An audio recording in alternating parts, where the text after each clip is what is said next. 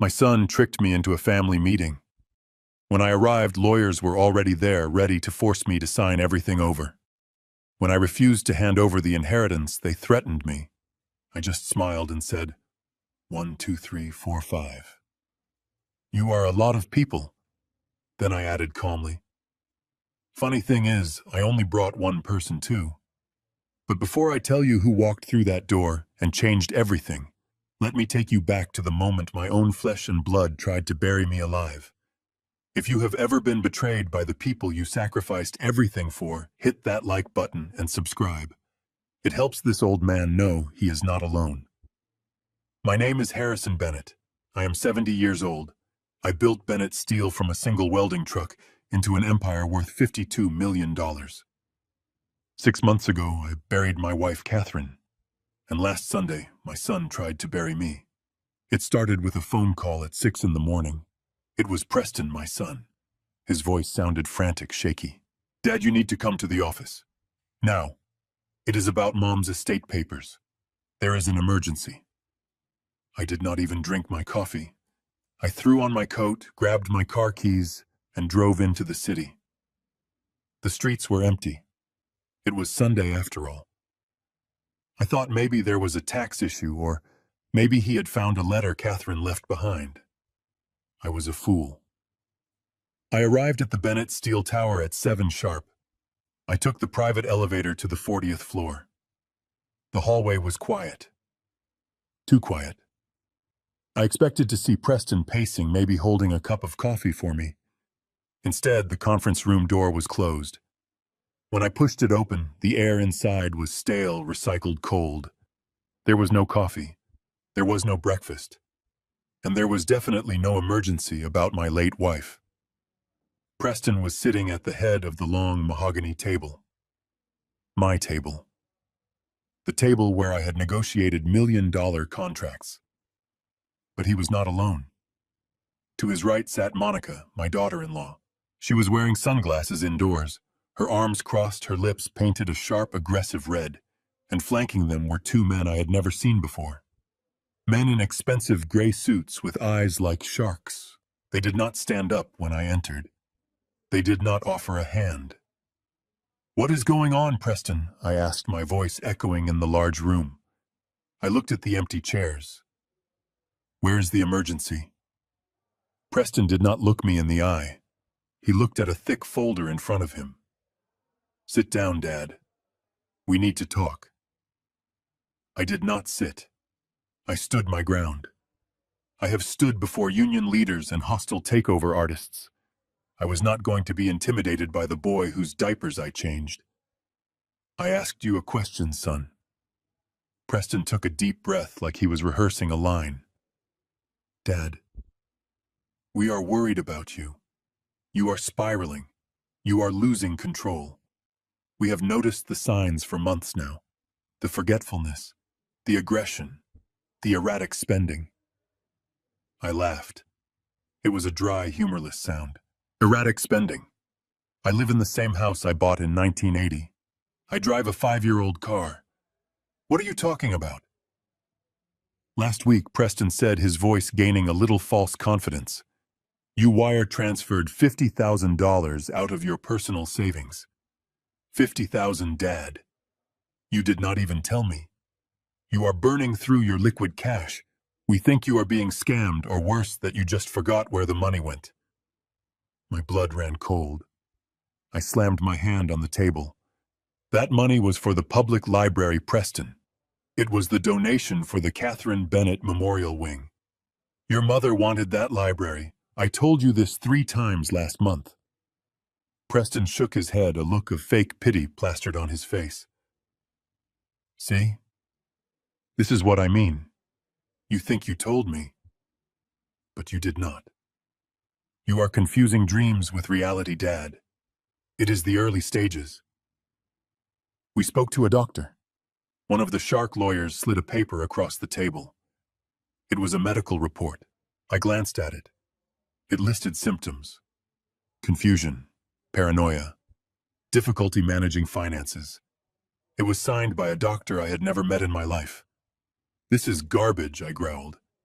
I am sound of mind. I just sold a subsidiary for $15 million cash last quarter. Do you think a senile old man could negotiate that deal? That is exactly why we are here, Mr. Bennett, the lawyer on the left said. His voice was smooth, oily.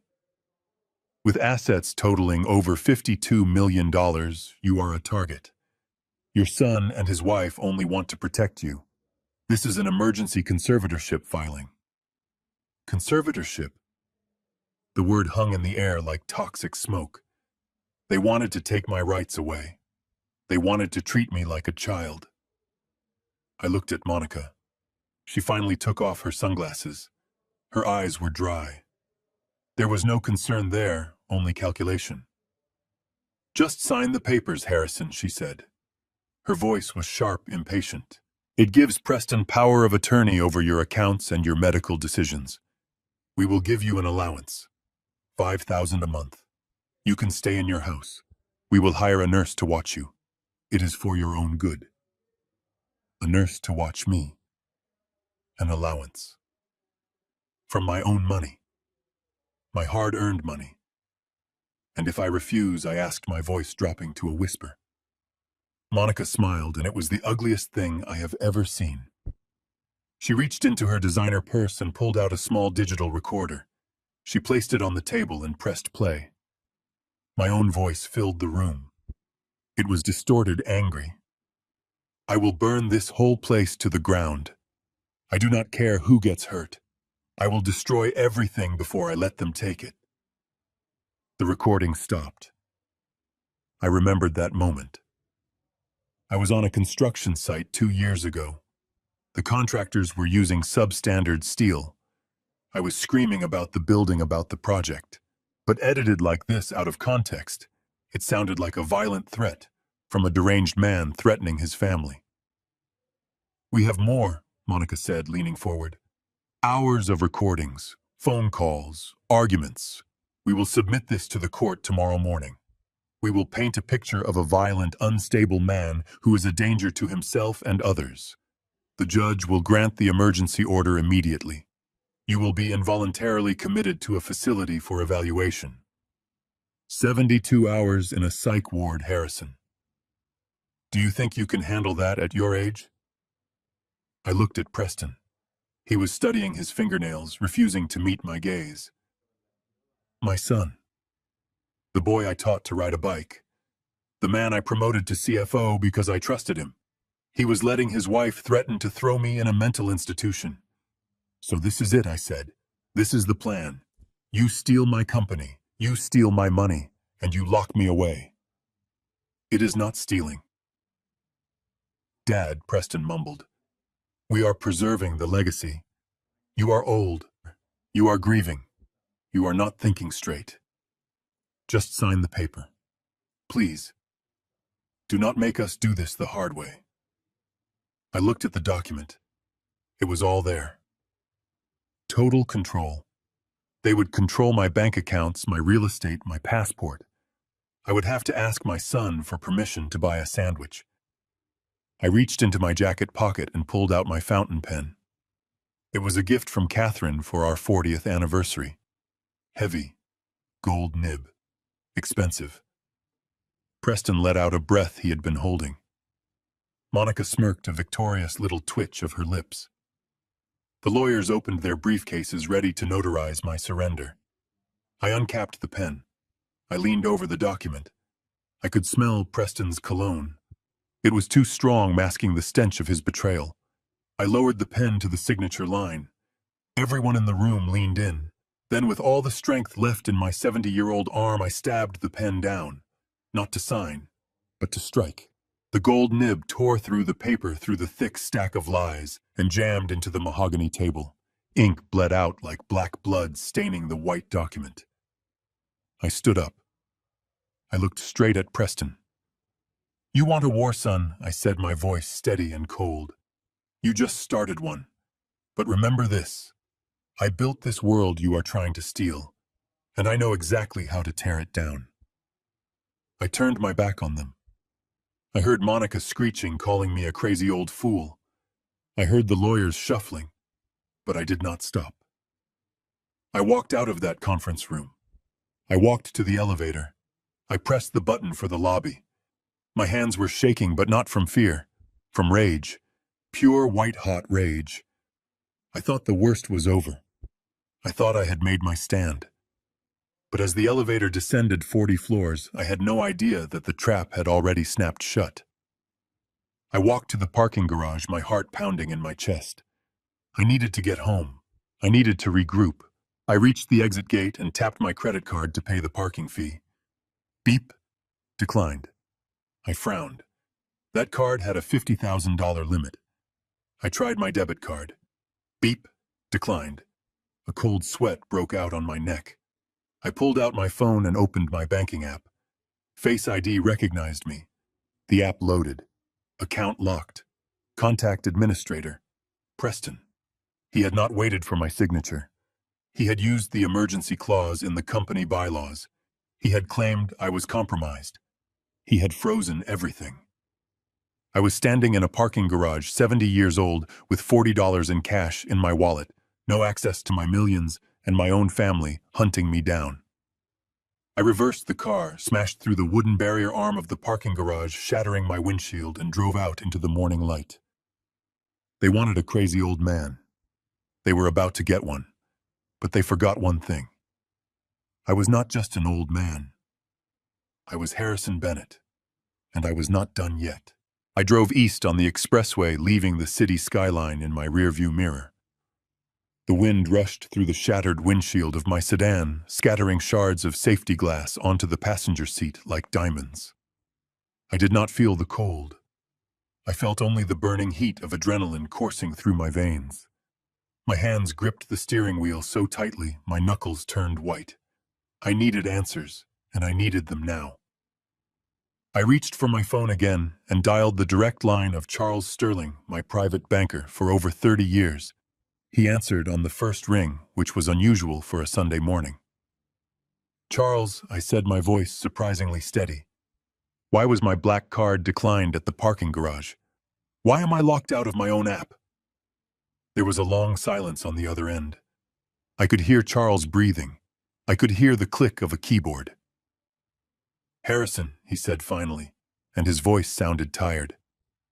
"I am so sorry. I tried to stop it. I tried to call you yesterday, but the order came through legal. It bypassed my desk entirely." "What order, Charles?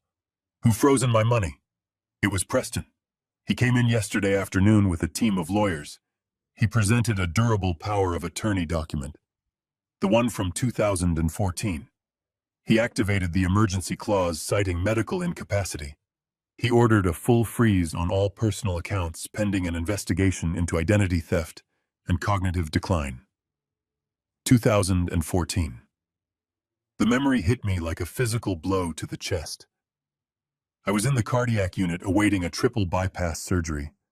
I was 60 years old and terrified that I might not wake up. Preston had sat by my bedside, holding my hand, looking like the devoted son. He had brought the papers. "Just a precaution, Dad," he had said with tears in his eyes. "Just so I can pay the vendors and keep the lights on if you are under anesthesia for too long." I had signed it. I had signed my life away because I trusted him. And when I survived the surgery, when I walked out of that hospital, I forgot the document existed. I never revoked it. "He is using a 10-year-old document to steal my life," I roared at the phone. "Charles, you know I am sane. You know I just closed the deal on the shipyard last month. Unfreeze it. Now." "I cannot, Harrison." Charles sounded defeated. "Once the fraud alert is in the system and the medical concern is filed, federal banking regulations tie my hands. The investigation period is mandatory, minimum 30 days. Your accounts are locked.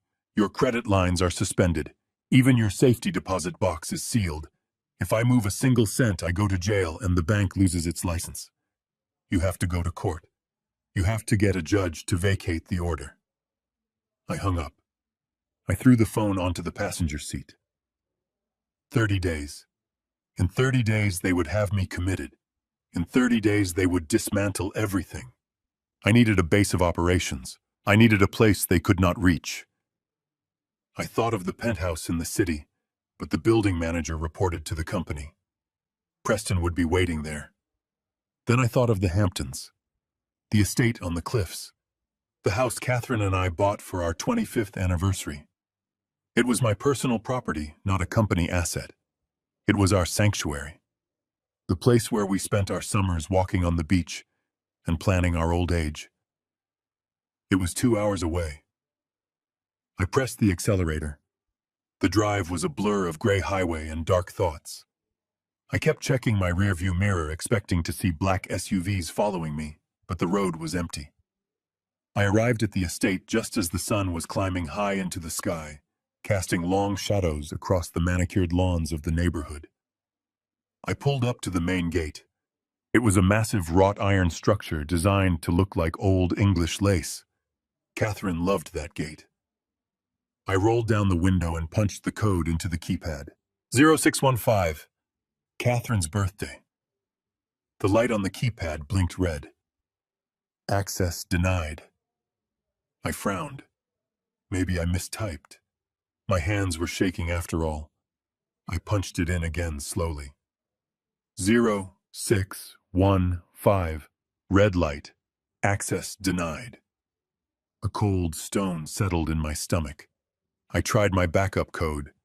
The date I founded the company. Red light. I tried the master override code. Red light. He changed the codes. He had done this remotely. He had locked me out of my own sanctuary. I looked at the stone wall surrounding the property. It was 8 feet high, but I was not going to be stopped by masonry. I backed the car up and parked it on the grass shoulder, hidden behind a row of hedges. I walked to the side of the wall where an old oak tree grew close to the perimeter. I had trimmed that tree myself last summer, but I had left one lower branch. It took me 3 tries to get a grip. My shoulder ached, the one that still bothered me in the rain, but I pulled myself up. I scraped my expensive suit against the rough bark. I dropped down onto the soft grass on the other side. I was in. I ran to the house. The windows were dark. The shutters were drawn. I reached into my pocket for my key ring. I had a physical key for the front door, a heavy brass key that felt reassuringly solid in my hand. No amount of hacking or digital fraud could stop a physical key. I slid the key into the lock. It went in halfway and stopped. I pushed harder. It hit metal. It would not turn. I pulled it out and looked at the lock. The brass was shiny, new, not the tarnished antique finish Catherine had chosen. They had changed the locks. I stood on my own front porch, my hand hovering over the useless hardware. A wave of dizziness washed over me. This was not just a financial attack. This was an erasure. They were erasing my access to my own life. I walked around to the back patio. I grabbed one of the heavy cast iron patio chairs. If my key would not work, gravity would. I raised the chair, ready to smash the French doors leading to the kitchen. Freeze. Police. Drop the chair. The voice boomed from the side of the house. I spun around. 2 uniformed officers were standing by the corner, hands resting on their holsters. They were not the local sheriff deputies I played poker with. These were private security contractors hired to look like police, but they had badges and guns. I lowered the chair slowly. "I am Harrison Bennett," I said, trying to keep my voice calm. "This is my house. I lost my keys." The officer on the left, a young man with a buzz cut, shook his head. "We received a silent alarm notification from the owner. We have a trespassing report. Identify yourself. I told you I am the owner. Check the deed. Check the records. I bought this land in 1995. The officer pulled out a tablet. He tapped the screen. Address: 12 Ocean View Lane. Owner of record: Bennett Holdings, LLC. Managing Director Preston Bennett. He looked up at me, his face hard. "Sir, the property record shows this estate was transferred to a limited liability company 6 weeks ago. The authorized contact, Preston Bennett, has flagged this property as vacant and requested immediate police intervention for any unauthorized entry. You are trespassing. 6 weeks." My knees almost gave out. 6 weeks ago, Catherine had just died. I was in a fog of grief. Preston had brought me stacks of papers to sign. Insurance forms, death certificates, estate transfers. Just standard paperwork, Dad, he had said. I had signed them all without reading. I had signed over my own home while my eyes were still swollen from crying for his mother. This is a mistake, I said, but my voice lacked conviction. My son tricked me. This is my home. My wife's garden is right there. Sir, the officer said, stepping closer. We do not want to use force on a senior citizen, but you need to leave the premises immediately. If you return, you will be arrested for breaking and entering. Please escort yourself to the public road. They marched me down the driveway. They opened the gate from their control panel. They watched me walk to my car. They stood there, arms crossed, guarding the fortress that I had built. I climbed into my car. I sat there for a moment staring at the closed gate. I had no money. I had no home. I had no access to my accounts. And then the realization hit me. It was colder and sharper than the wind blowing through my broken windshield. This was not a sudden decision. Preston did not wake up yesterday and decide to do this. To change the deed takes weeks. To set up the LLC takes time. To organize the medical reports and the lawyers takes planning. He had been planning this while Catherine was in hospice. He had been setting up the shell companies while I was holding her hand as she took her last breath. He had been preparing to erase me while I was mourning the love of my life. I looked at my reflection in the rearview mirror. I looked old, tired, defeated. That is what they wanted to see. That is what they expected. A sad old man who would curl up and die. I started the engine. The roar of the motor felt good. It felt alive. I reached under the passenger seat and pulled out an old rugged Nokia phone. A burner. I kept it for emergencies on construction sites back in the 90s. I charged it once a year. I prayed it still had battery. It flickered to life. 1 bar of battery. I dialed a number I had memorized 20 years ago. A number I swore I would never use unless the world was ending. It rang once, twice. Yeah, a female voice answered. Sharp, suspicious. Sarah, I said. It is Harrison. They took everything. There was a pause. Then the voice softened just a fraction, but the steel was still there. Where are you, Harrison? I am on the street.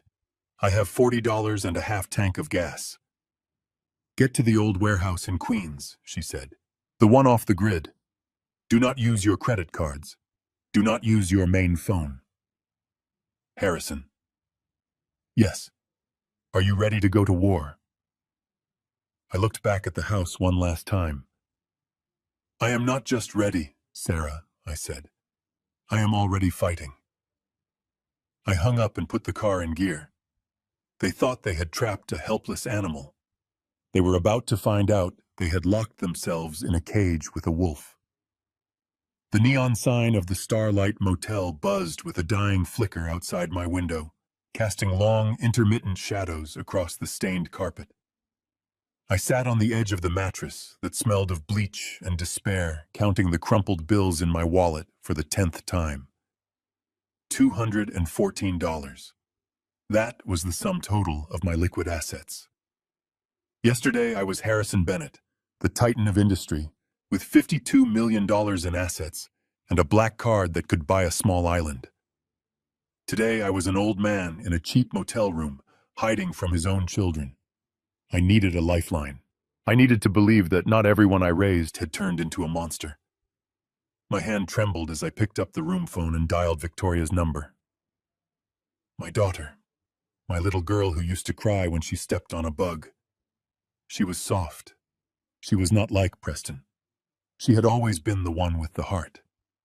She answered on the second ring. Hello? Vicky, I said, and my voice cracked. It is Dad. Listen to me, honey. Preston has lost his mind. He has locked me out of the accounts. He has taken the house. I need you to talk to him. I need you to tell the lawyers that I am sane." There was a silence on the other end. A heavy, guilty silence that told me everything I needed to know before she even spoke a word. "Daddy," she finally said, and her voice sounded thick like she had been rehearsing this speech. "Preston is just trying to help you. We are all trying to help you." "Help me," I whispered.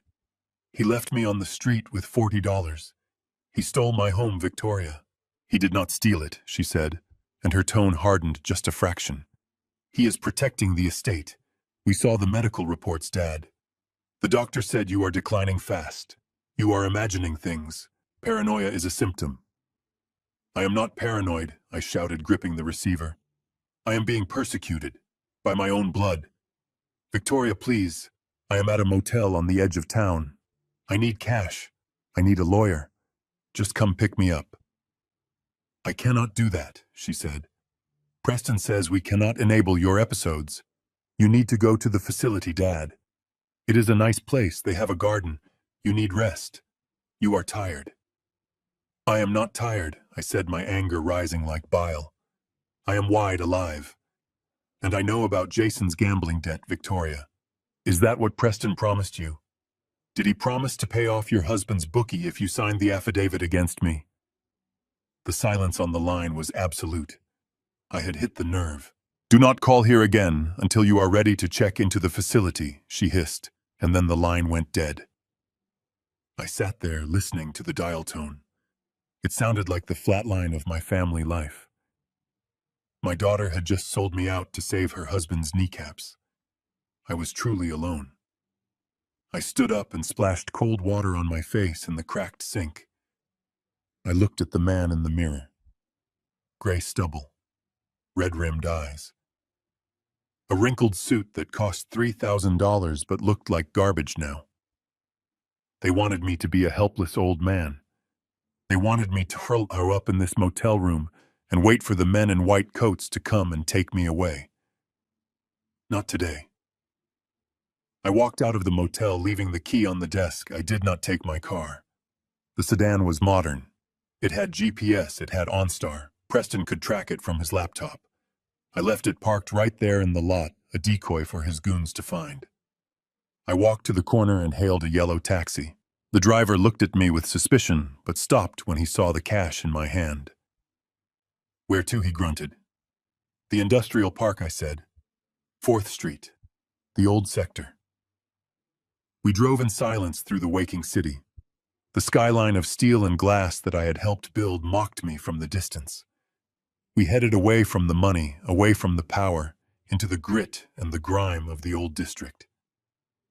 This was where Bennett Steel began. Before the skyscrapers, before the hedge funds, before the betrayal. The taxi dropped me off in front of a chain-link fence topped with razor wire. The driver looked at the desolate surroundings. "You sure about this, buddy? This place looks abandoned." "I am sure," I said, handing him a 50. "Keep the change." I stood before the gate of Warehouse 4. It was a rusted corrugated metal coffin surrounded by weeds that had grown waist-high. Preston hated this place. He called it an eyesore. He begged me every quarter to sell the land for redevelopment. He was too refined for the dirt, too sophisticated for the rust. That arrogance was his blind spot. He never came here. He probably forgot we still owned the deed. The padlock on the side gate was fused shut by 20 years of oxidation. I did not have a key. I did not need one. I walked around the perimeter to the back alley where the loading dock used to be. The brickwork was crumbling. I found a loose piece of iron rebar in the rubble, a heavy rusted rod about 2 feet long. I wedged the rebar into the gap between the service door and the frame. I braced my foot against the wall. I am 70 years old, and my back screams when I lift anything heavier than a golf bag. But today I felt the strength of a man half my age. It was the strength of survival. I heaved. The wood groaned. The metal screeched in protest. With a loud crack, the frame splintered and the door popped open, spilling darkness out into the alley. I stepped inside. The air was thick with dust and the smell of ancient grease and motor oil. It smelled like memory.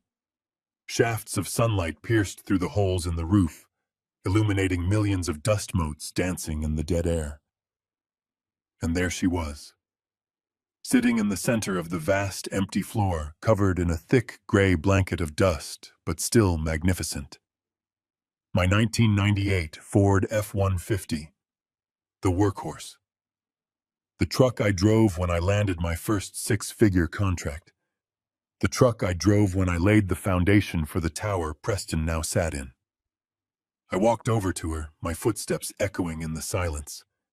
I wiped a layer of dust from the driver's side window. The red paint underneath was dull but solid. I tried the door handle. It was stiff, but it clicked open. The interior smelled of old leather and stale coffee. I climbed in. The seat springs creaked a familiar welcome. I did not put the key in the ignition yet. I reached down under the bench seat, fumbling in the darkness. My fingers brushed against old invoices and cobwebs until they hit cold, hard metal. I pulled it out. A heavy steel ammo box. I had greased the latch years ago so it wouldn't rust. I flipped it open. Inside, wrapped in oilcloth, were bundles of cash. $50,000 in non-sequential bills. And beneath the cash, the heavy, reassuring glint of gold. 20 South African Krugerrands. I had placed this here in 1999. We were facing a lawsuit that threatened to bankrupt the company. I was terrified of losing everything, so I created a doomsday fund. A way to start over if the world burned down. We won the lawsuit, and the company grew, and I became rich. I forgot about the box. I forgot about the truck. But deep down, some part of me must have known that this day would come, that the empire built on steel could be stolen by paper.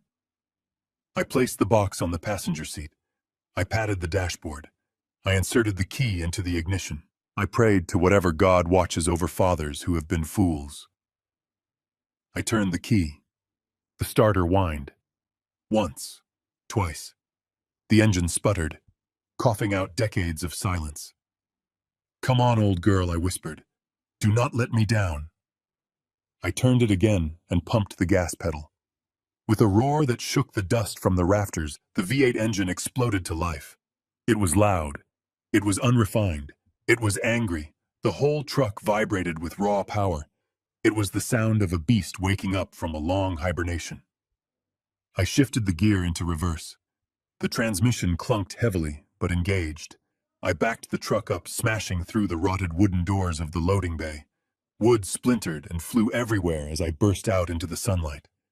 I was free. I had wheels. I had money. I had gold. I reached into the glove compartment and pulled out the burner phone, an old Nokia brick that I kept charged for emergencies. I powered it on. The screen glowed green, battery full, signal strong. I dialed a number I had memorized 15 years ago, a number belonging to the most dangerous woman I knew. It rang 3 times. "Yeah." A woman's voice answered. Sharp, suspicious, no greeting. "Sarah," I said, shouting over the roar of the engine. "It is Harrison Bennett." There was a pause. I could hear the flick of a lighter and a long exhale. "Harrison," she said, and her voice dropped an octave. "I saw the filing on the docket this morning. Emergency conservatorship. They move fast. They took everything, Sarah. My accounts, my house, my dignity." "I told you this would happen," she said. "I told you that boy was a viper when he was 25. You didn't listen." "I am listening now," I said. "I am awake now. Where are you?" "I am in the wind. I have a clean vehicle. I have 50,000 cash and a bag of gold. And I have the documents from 1995, the ones I never showed anyone." I could hear her smile through the phone. It was a cold, terrifying sound. "You kept the leverage?" she asked. "I did. Meet me at the diner on 9th Avenue, the one with the grease traps. Come alone, Harrison, and bring the gold." We have work to do. I hung up the phone and threw it onto the seat next to the ammo box. I revved the engine and peeled out of the lot, leaving a cloud of dust and smoke behind me. Preston thought he had taken my power because he took my credit cards. He forgot that I built this fortune with a hammer and a truck. He wanted a war with a senile old man. He was about to find out that the old man still had teeth. Sharp ones. The tires of my dusty Ford truck crunched over the gravel lot of a roadside diner that looked like it had not seen a fresh coat of paint since the Reagan administration. It was the kind of place where truck drivers and insomniacs went to disappear over plates of greasy eggs. I killed the engine, and the beast shuddered to a halt.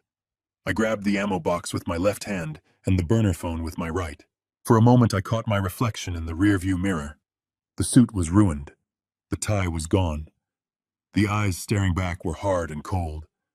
I looked less like a CEO and more like a man on the run, which I suppose was exactly what I was. Inside, the air smelled of bacon grease and stale coffee.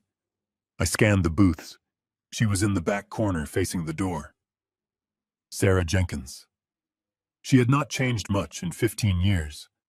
Her hair was cut in a sharp bob that framed a face made of angles and intelligence. She wore a black leather jacket over a silk blouse, a contrast that screamed danger and class all at once. She was typing furiously on a laptop that looked like it cost more than the building we were sitting in. I slid into the booth opposite her. She did not look up immediately. Her fingers flew across the keys, executing commands that were likely illegal, or at least highly intrusive. "You look like hell, Harrison," she said without stopping. "I feel like hell," I replied, placing the heavy steel box on the table between us. I pushed it toward her. It made a dull thud against the laminate. Sarah stopped typing. She looked at the box, then up at me. Her eyes were dark and unreadable. "Is that the retainer?" "It is 50,000 in cash and 20 Krugerrands," I said. "It is all I have access to right now." Preston locked the rest. She smirked a genuine expression that softened her features for a fleeting second. "You saved my father from bankruptcy when everyone else walked away, Harrison. You paid off his debts and let him keep his dignity. You do not need to pay me.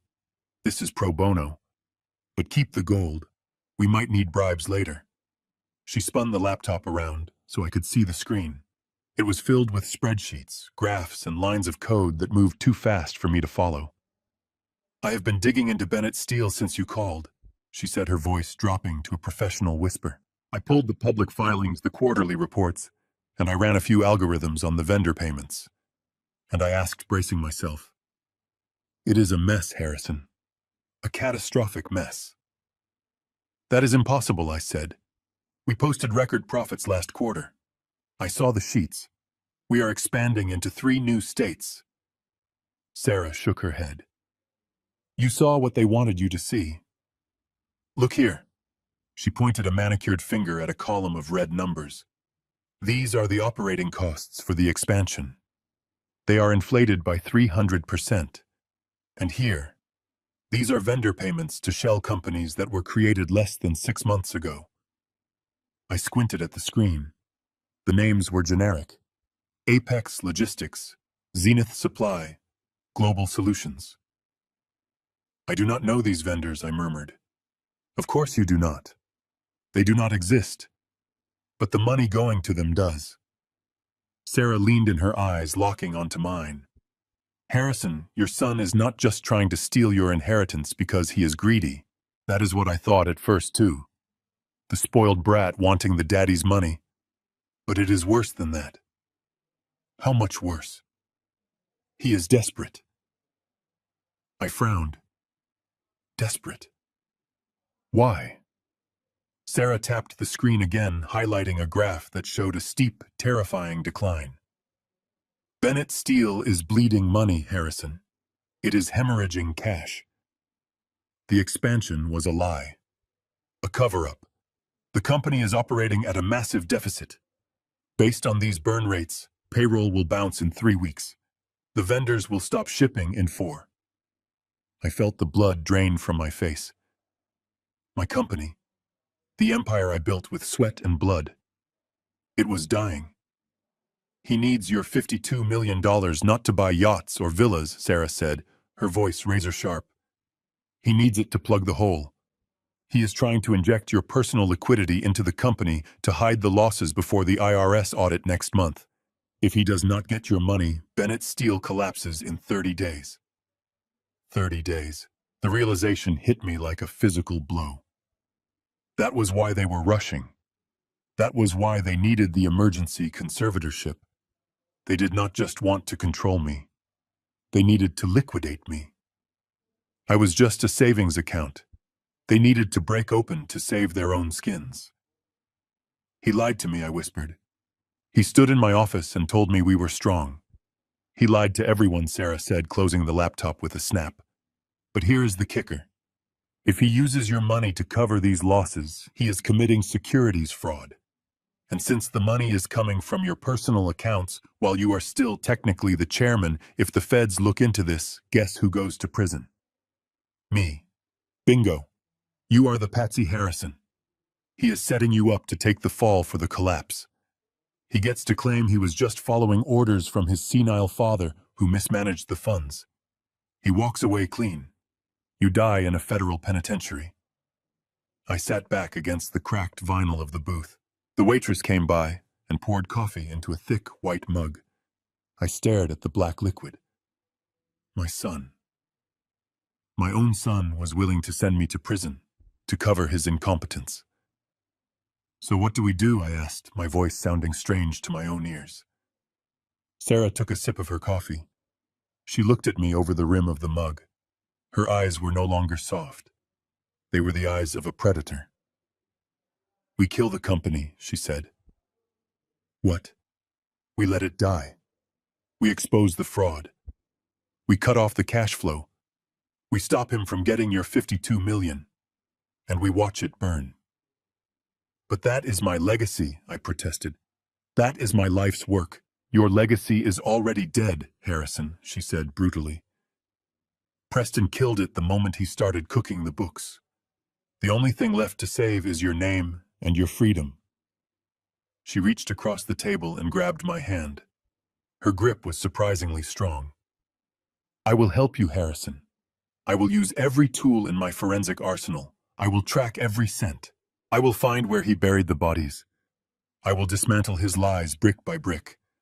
But I have one condition. Anything. No sentiment, she said. No mercy. We are going to dissect his life. We are going to expose every dirty secret, every lie, every weakness. And when he comes crawling to you begging for forgiveness, you have to be willing to crush him. I thought of Preston's face in the conference room. I thought of Monica's smirk. I thought of the lock on my front door. I thought of the boy I used to hold on my shoulders at the beach. That boy was gone. The man who replaced him was a stranger, a dangerous stranger. I looked at Sarah. I looked at the ammo box full of cash. I looked at the ruins of my life. Do it, I said. No mercy. Sarah smiled. It was a terrifying smile. Good. Drink your coffee, Harrison. We have a lot of work to do. First, we need to find out exactly where that money is bleeding to, and I think I know who can tell us. Who? Your daughter, she said. Victoria. Victoria betrayed me, I said bitterly. She sided with him. Everyone has a price, Sarah said, opening her laptop again. We just need to find out what hers was. And looking at her husband's credit report, I think I found a crack in the armor. She turned the screen to me again. It showed a credit report for Jason Victoria's husband. It was a sea of red ink. Delinquencies. Collections. And one massive outstanding loan to a shell company that looked suspiciously like a front for a loan shark. She did not betray you because she hates you, Sarah said. She betrayed you because she is scared. Scared of what? Of having her husband's legs broken. I looked at the screen. The pieces were falling into place. It was a conspiracy of the desperate. Preston was drowning. Victoria was drowning, and they decided to use my body as a raft. Let us go find my daughter, I said, standing up. Sarah nodded and closed the laptop. She grabbed her leather jacket. "You drive," she said. "My car is too conspicuous for where we are going." We walked out into the bright morning sun. The Ford truck waited for us like a loyal dog. I climbed in and unlocked the passenger door for the only person in the world who was on my side. 30 days. We had 30 days to save my life and destroy my son's house of cards. The clock was ticking. But for the first time since Sunday morning, I did not feel like a victim. I felt like the CEO, and I was about to execute the most hostile takeover in history. The engine of the Ford truck idled with a low rumble in the alleyway behind. The Blue Note, a dive bar on the edge of the industrial district. Sarah sat in the passenger seat, adjusting the dials on a piece of equipment that looked like something out of a spy movie. It was a parabolic microphone aimed through the cracked window at a booth near the back exit of the bar. I sat in the driver's seat, wearing a pair of heavy noise-canceling headphones, my hands gripping the steering wheel. We had tracked Victoria here using the location data from her shared family cloud account, which she had foolishly forgotten to remove me from before the betrayal. She was meeting Jason, her husband, my son-in-law, the man I had never fully trusted but had tolerated for her sake. The headphones crackled with static. Then the sounds of the bar filtered in. The clinking of glass, the low hum of a jukebox playing an old country song, and then voices. Clear as a bell. I closed my eyes and listened. "I cannot do this anymore, Vic." Jason's voice was high-pitched, tight with panic. He sounded like a cornered animal. "They called me again this morning. They said if I do not have the 500,000 by Friday noon, they are going to start taking fingers. First the pinky, then the ring finger." My eyes snapped open. $500,000. I knew Jason liked to gamble. I knew he played poker on Tuesdays. But $500,000. That was not a game. That was a death sentence. Victoria's voice came through next. It was soothing, but underlined with a terrible exhaustion. "Keep your voice down, Jason. People are looking. I told you it is handled. We just need to wait a few more days." "We do not have a few days," Jason hissed. "We have 48 hours. Your brother said the court order would be done by yesterday." "Where is the money?" "It is complicated," Victoria said. Dad fought back. He did not sign. He ran. "Preston is tracking him down now. He froze the accounts, but we cannot liquidate the assets until the judge grants the permanent conservatorship. We need to find him and force him to sign the voluntary transfer." I felt a physical pain in my chest, sharp and cold. They were discussing my life, my freedom, and my hard-earned legacy as if it were simply a logistical hurdle to clearing a gambling debt. "So find him," Jason snapped. "You said Preston promised us $2 million from the estate." $2 million, Vic. That pays off the bookie and leaves us with enough to start over. We can move to Florida. We can buy that boat. But we need that money now. I leaned back against the headrest, tears stinging my eyes. $2 million. That was the price of my daughter's loyalty. That was the price of her love. She had sold her father to a mental institution to cover the mistakes of a man who could not walk past a blackjack table without losing his soul. I listened as Victoria sighed. Her voice trembled. "I hate this, Jason. I hate what we are doing. Did you see his face in that conference room? He looked at me like I was a stranger. He is my dad. He carried me on his shoulders. He paid for my wedding. And now we are hunting him like an animal." "We do not have a choice," Jason said, his voice dropping to a harsh whisper. "Do you want to be a widow? Do you want them to come for the house? Do you want them to come for you? Because these guys do not play nice. If I do not pay, they will hurt you too. We have to do this. Preston is right. The old man is done. He had his time. Now it is our turn to survive. Our turn to survive." I took off the headphones. The silence in the truck was deafening. Sarah was looking at me, her expression unreadable, but her eyes soft with pity. She had heard everything, too. I wiped my face with the back of my hand. I felt old, older than I had ever felt in my life. The betrayal in the conference room had been shocking, but this was different. This was heartbreaking. My daughter was not evil. She was desperate. She was terrified. She was weak. And she had chosen her husband's safety over her father's life. "It is a tragedy," Sarah said softly, "but it is also an opportunity." I looked at her. "What do you mean?" "She is the weak link, Harrison. Preston is a sociopath. He enjoys this. He feels entitled to your money. But Victoria, she is drowning. She is driven by fear, not malice. And fear makes people irrational. Fear makes people make mistakes." I looked out the window at the brick wall of the bar. I imagined Victoria sitting in that booth, holding the hand of a man who had ruined her life, trying to convince herself that destroying me was the only way out. "She thinks Preston is going to give her $2 million, I said quietly. Sarah scoffed. "Preston is not going to give her a dime. Once he has control, he will cut her loose. He needs that money to plug the holes in the company. He will let Jason get his legs broken before he shares the loot." "I know," I said. "And deep down she knows it too. She is just too scared to admit it." "So what do we do?" Sarah asked. "We break her," I said. "We use her fear against her. We make her choose. Not between me and Jason, but between the lie she is living and the truth that can save her." I picked up the burner phone. My fingers hovered over the keypad. I knew what I had to do, but it felt like cutting off my own arm. I had to manipulate my daughter. I had to play on her desperation. I had to become the thing they accused me of being. Calculating. Cold. I typed the message. "Victoria, I know you are scared. I know about Jason. I know about the Friday deadline." I paused. I watched the cursor blink. I added the hook. "I want to help you. I am tired of running. I am willing to sign everything over.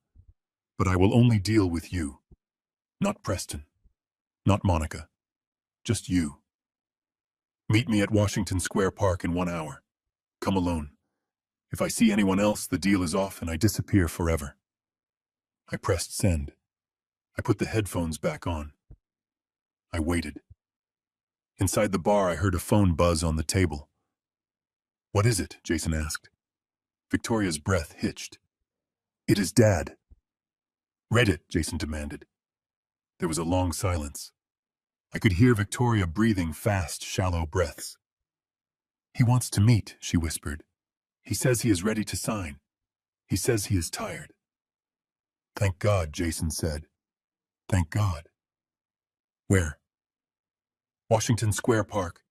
In an hour. He says I have to come alone." "Then go," Jason said. "Go and get that signature. Do whatever you have to do, cry, beg, lie. Just get the pen on the paper. This is our ticket out, Vic. This is our life." "But Preston," Victoria stammered. "Preston said we should call him immediately if we hear from Dad. He said Dad is dangerous." "Screw Preston," Jason snapped. "If you call Preston, he will bring his lawyers and his ego, and he will scare the old man off. And if the old man runs again, we are dead. We miss the deadline. You have to do this yourself. You get the signature, then we take it to Preston and demand our cut." I heard the sound of sliding vinyl. Victoria was getting up. "Okay," she said. "Okay, I will go. I will bring the papers." I took off the headphones and looked at Sarah. "She is coming," I said. Sarah nodded. She reached into the back seat and pulled out a small black file folder. "This contains the evidence of Preston's shell companies," she said, "and the proof that Monica has already transferred the deed of your Hamptons house into a trust controlled by her mother." I took the folder. It felt heavy. "Show her this," Sarah said. "Show her that she is not a partner in this heist. Show her that she is just another victim. Break the illusion, Harrison. It is the only way to save her. I started the engine of the truck. Washington Square Park, I said. We drove through the city streets. I felt a strange calm settle over me. The grief was gone, replaced by a cold clarity. I was about to hurt my daughter. I was about to shatter her world. But it was the only way to pull her out of the wreckage before the ship went down completely. I parked the truck 3 blocks away from the park. Sarah stayed in the vehicle, monitoring the surroundings with her laptop. "Good luck, Harrison," she said. "Remember, no sentiment. She betrayed you. She would have let them lock you up." "I know," I said.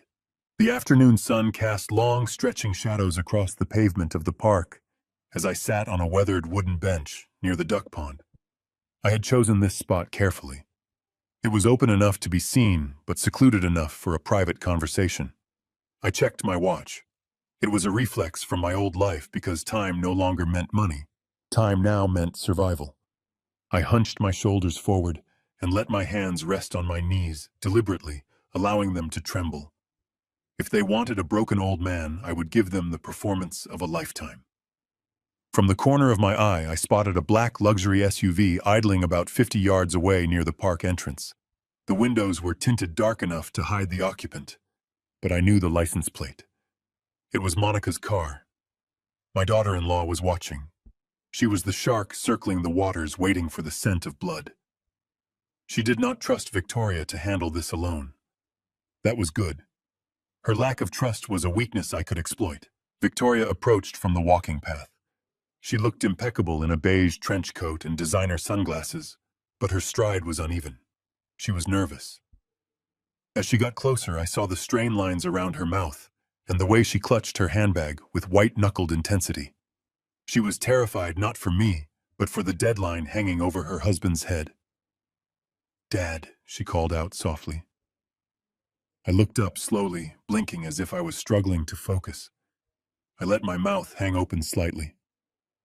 "Vicky," I said, my voice raspy and weak. "Is that you, honey? I thought you were your mother for a second." She sat down next to me, keeping a deliberate distance. She smelled of expensive perfume and fear. "It is me, Dad," she said, forcing a smile that did not reach her eyes. "You look tired. Have you been sleeping? You should not be out here all alone. It is dangerous." "I am just resting," I mumbled, rubbing my hands together as if I were cold. "I just needed some fresh air." The house was so quiet. "They changed the locks, Vicky." "Why did they change the locks?" She reached into her bag. I saw her hand brush against her chest, adjusting something under her coat. A microphone. Preston and Monica were listening. They wanted a recording of my confession. They wanted proof of my incompetence. "Preston is fixing the locks, Dad," she lied smoothly. "He is just trying to keep you safe. You have been forgetting things. You have been wandering. We just want to take care of you. Look, I brought the papers, the ones you forgot to sign on Sunday." She pulled the thick document out of her bag. "The conservatorship agreement. The death warrant for my freedom. If you sign this, we can take you to a nice place," she said, her voice taking on a soothing, manipulative tone. "A place with doctors and nurses. And Preston will handle all the bills. You won't have to worry about money ever again." I stared at the paper. I let my hand hover over it, shaking visibly. "I do not know, Vicky," I stammered. "I promised your mother I would protect the company." "Mom is gone, Dad," she said, and I heard the impatience bleeding into her voice. "You have to let go. You are not capable anymore. Just sign it. Do it for us. Do it for me."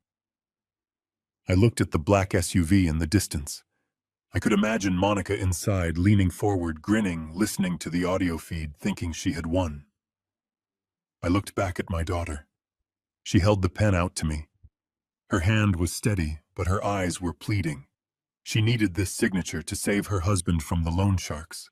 She was willing to sacrifice me to do it. I took the pen. I leaned over the paper. I felt Victoria relax beside me. She exhaled a breath she had been holding.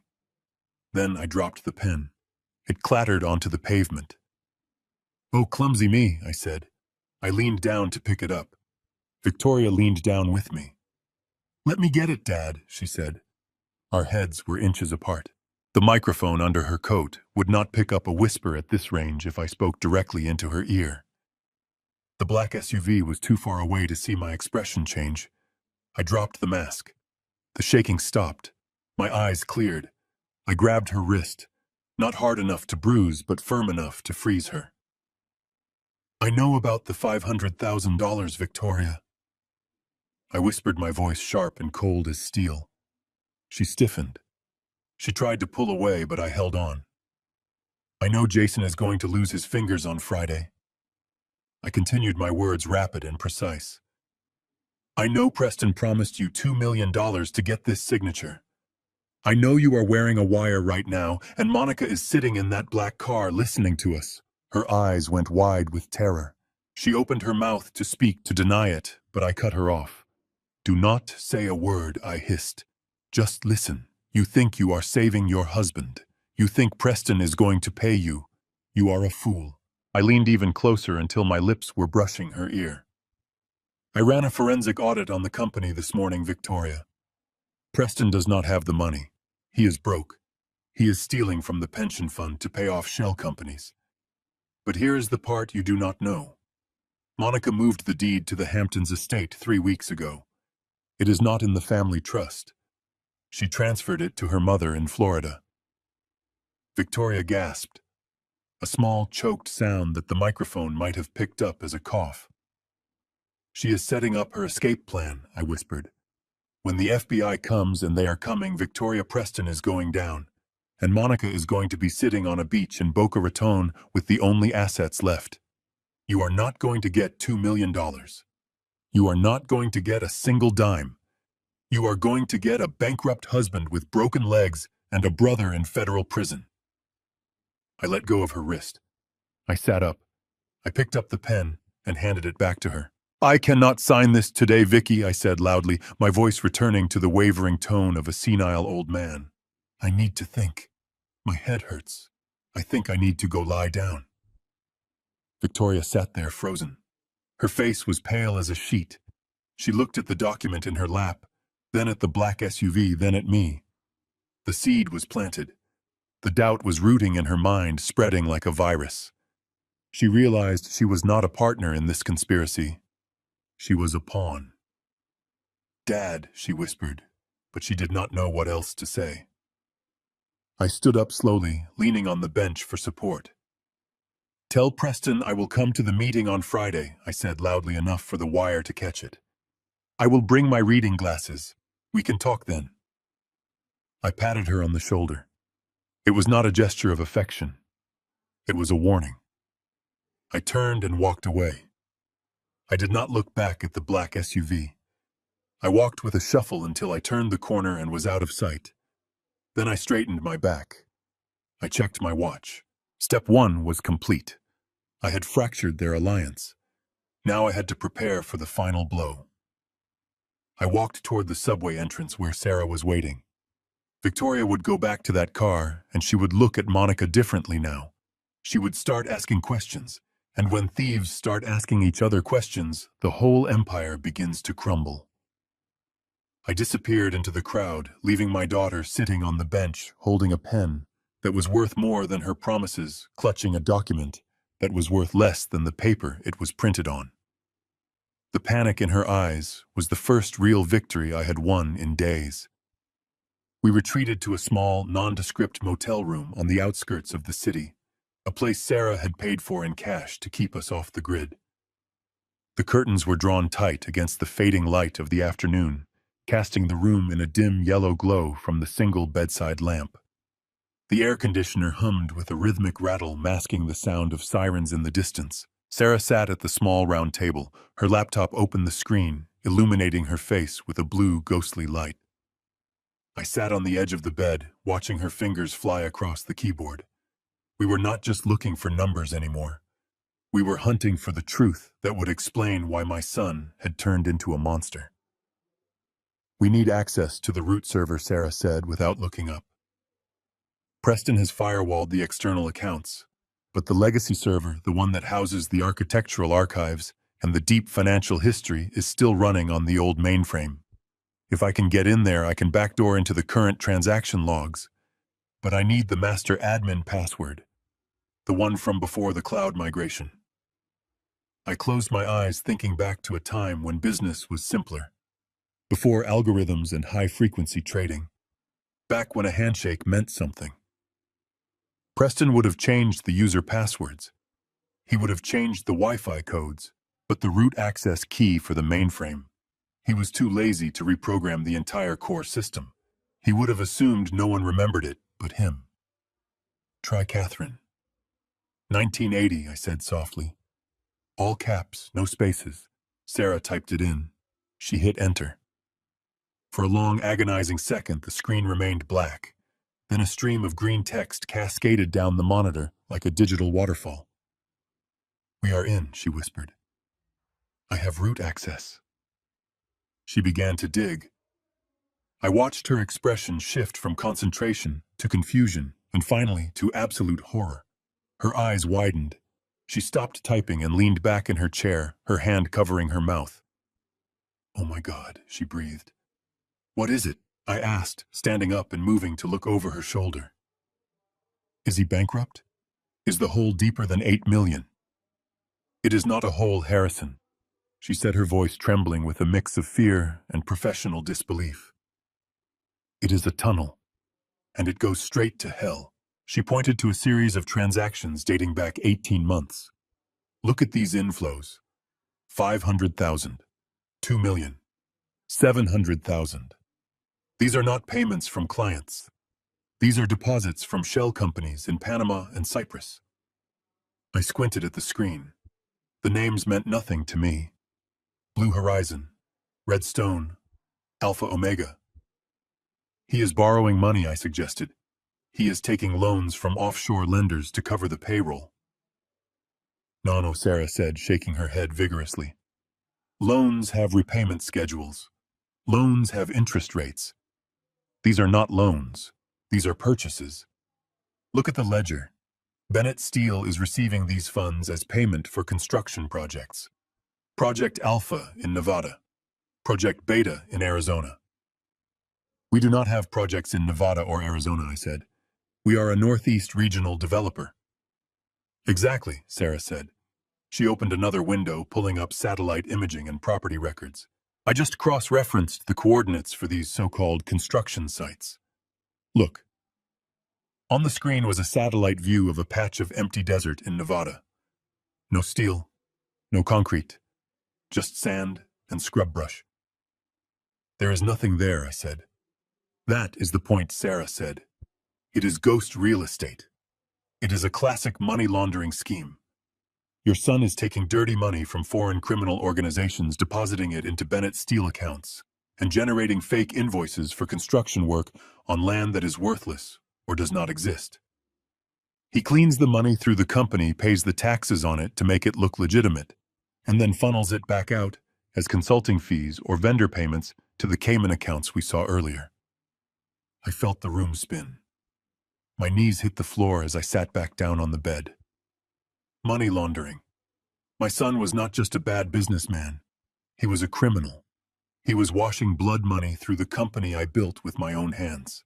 But why, I asked, my voice barely a whisper. Why risk everything? Because he lost the company's real money years ago, Sarah said, scrolling back through the timeline. He made bad bets on futures.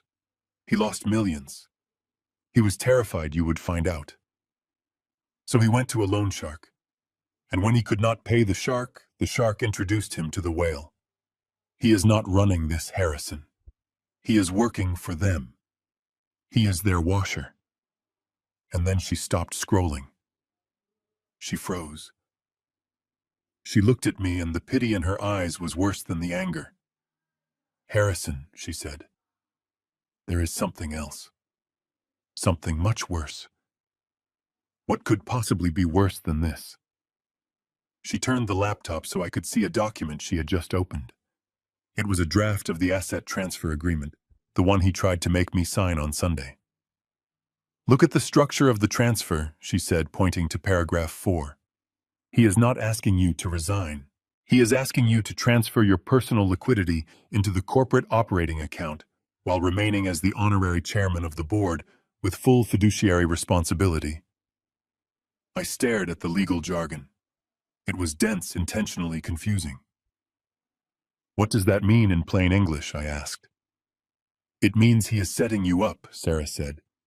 If you sign this, you pour your clean $52 million into the same pot as the dirty money. Once it mixes, it is impossible to separate. You become the primary financier of the operation. And because you retain the title of chairman, and you are injecting the capital when the FBI raids the place and they will raid it, Harrison, the paper trail will stop at your desk. I felt a cold chill run down my spine that had nothing to do with the air conditioner. He is not just stealing from me, I realized. No, Sarah said. He is building a patsy. He knows the feds are watching. He knows the walls are closing in. He needs someone to take the fall, someone with a clean record, someone who can be painted as a senile old man who got mixed up with the wrong people. He wants me to go to prison, I said. My own son wants me to die in a cell so he can walk away. Sarah nodded slowly. Under the RICO Act, the Racketeer Influenced and Corrupt Organizations Act, the head of the organization takes the hardest hit. If you sign those papers, you become the head. You get 20 years minimum. Preston gets a plea deal for testifying against you. He claims he was just a dutiful son following his father's orders. He walks away with whatever money he has stashed in the Caymans, and you spend the rest of your life behind bars. I sat there in the dim light of the motel room and felt something inside me break. It was the last thread of hope, the last tiny belief that maybe this was all a misunderstanding, that maybe my son was just misguided. But this was cold. This was calculated. This was patricide by legal system. He sat by my bed when I had my heart surgery, I whispered. He held my hand. He was checking your pulse to see how much longer he had to wait, Sarah said ruthlessly. I looked at my hands. They were old hands spotted with age, but they were strong hands. Hands that had built skyscrapers. Hands that had held my wife while she died. And now they were hands that had raised a monster. The silence in the room was heavy, suffocating. Sarah closed the laptop. The blue light vanished, leaving us in the yellow gloom. This is not a family dispute anymore, Harrison, she said, her voice quiet but firm.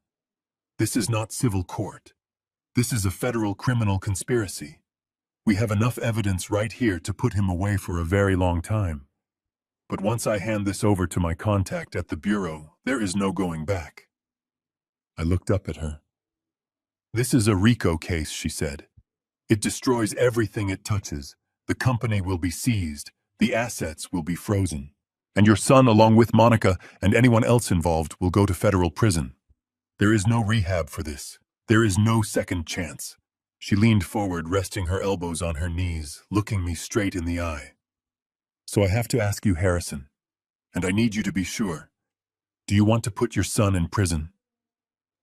I looked at the wall where a cheap painting of a sailboat hung crookedly. I thought about the little boy who used to run to me when I came home from work. I thought about the teenager I taught to drive. I thought about the man who stood in my office and lied to my face. That man was dead. He died the moment he decided my life was the price for his freedom. I thought about Catherine, how she would weep if she were here. But Catherine was a woman of justice. She believed in right and wrong. She would not want me to be a martyr for a criminal. I took a deep breath. It rattled in my chest. He made his choice, I said, my voice flat, devoid of emotion. He chose money over his father. He chose a cage for me. I looked at Sarah. I nodded. Once. A sharp, definitive movement. Do it, I said. Burn it down. Sarah nodded back. She opened the laptop again. I will call Agent Miller, she said. He is the head of the Financial Crimes Division. He has been chasing this network for years. When he sees what we have, he will listen. She began to type. The sound of the keys was like the sound of nails being hammered into a coffin. I lay back on the hard mattress and stared at the water-stained ceiling. I had just signed my son's warrant. I had just destroyed my family. But for the first time in 3 days, I did not feel afraid. I felt cold. I felt empty. But I felt clean. Preston wanted a legacy. He was about to get one. A federal indictment number. And I was going to be the one to hand it to him. The sterile smell of antiseptic filled my nose as I lay back against the stiff hospital pillows. The room was dim, lit only by the rhythmic green glow of the cardiac monitor next to my bed. A plastic oxygen mask was strapped to my face, hissing softly with every breath I took. To anyone watching, I looked like a man on death's door. My skin was pale thanks to a little theatrical makeup Sarah had applied in the van. My hands rested on the white sheets, trembling with a calculated weakness. It was the performance of a lifetime staged in the private wing of St. Jude's Hospital, where the chief of cardiology, Dr. Evans, was not just a brilliant doctor, but my oldest friend from Vietnam. He had agreed to the charade without asking questions, knowing that sometimes the only way to save a life is to fake a death. I closed my eyes and waited. I did not have to wait long.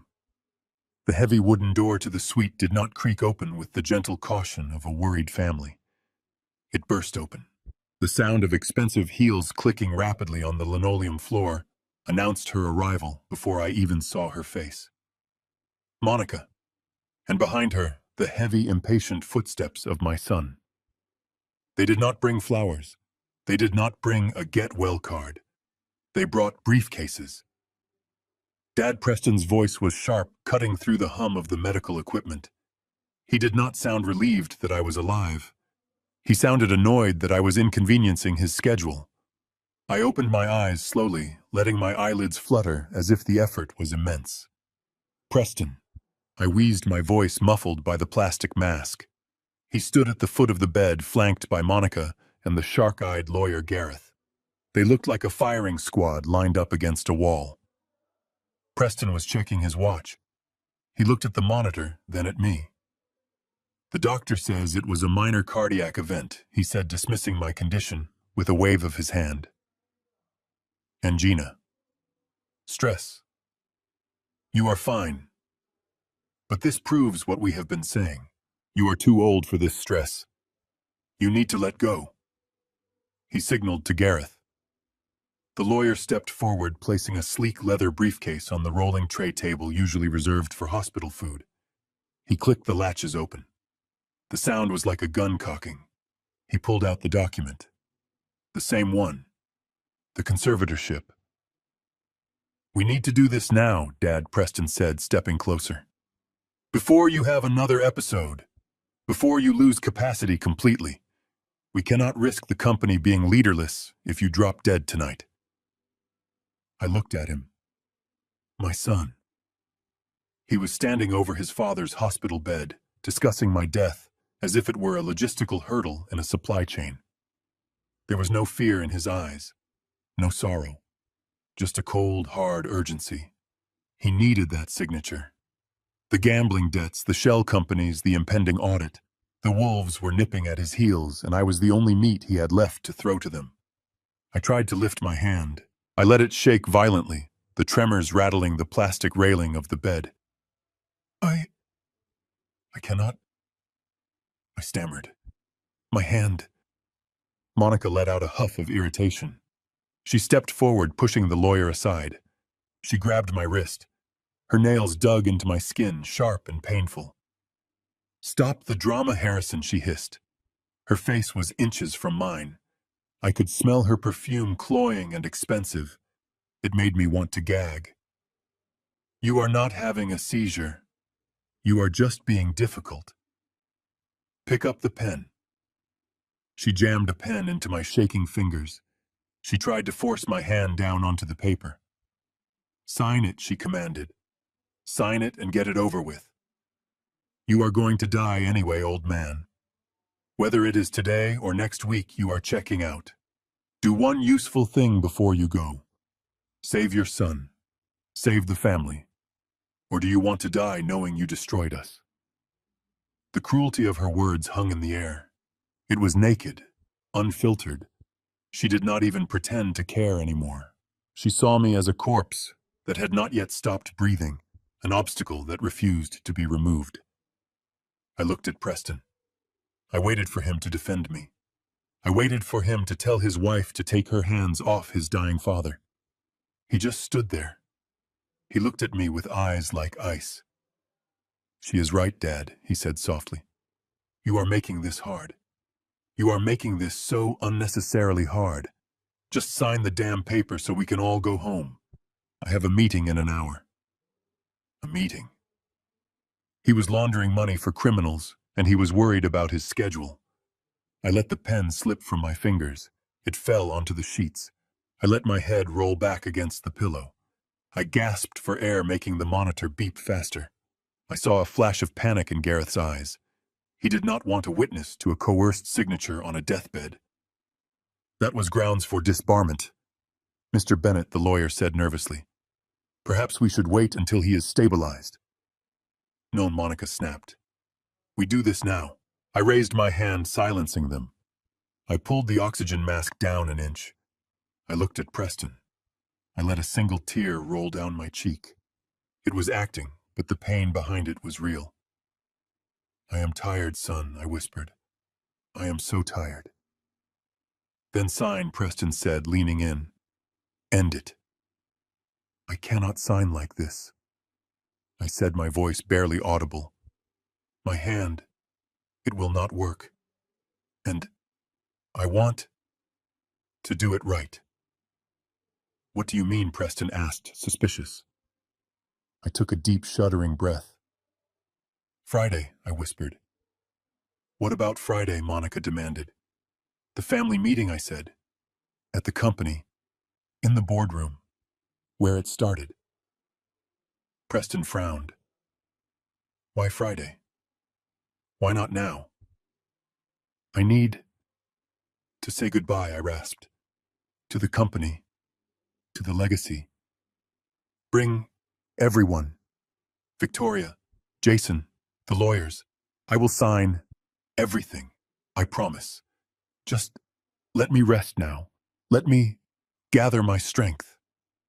Preston looked at Monica. She narrowed her eyes, scanning my face for any sign of deception. But all she saw was a frail, broken old man gasping for air in a hospital bed.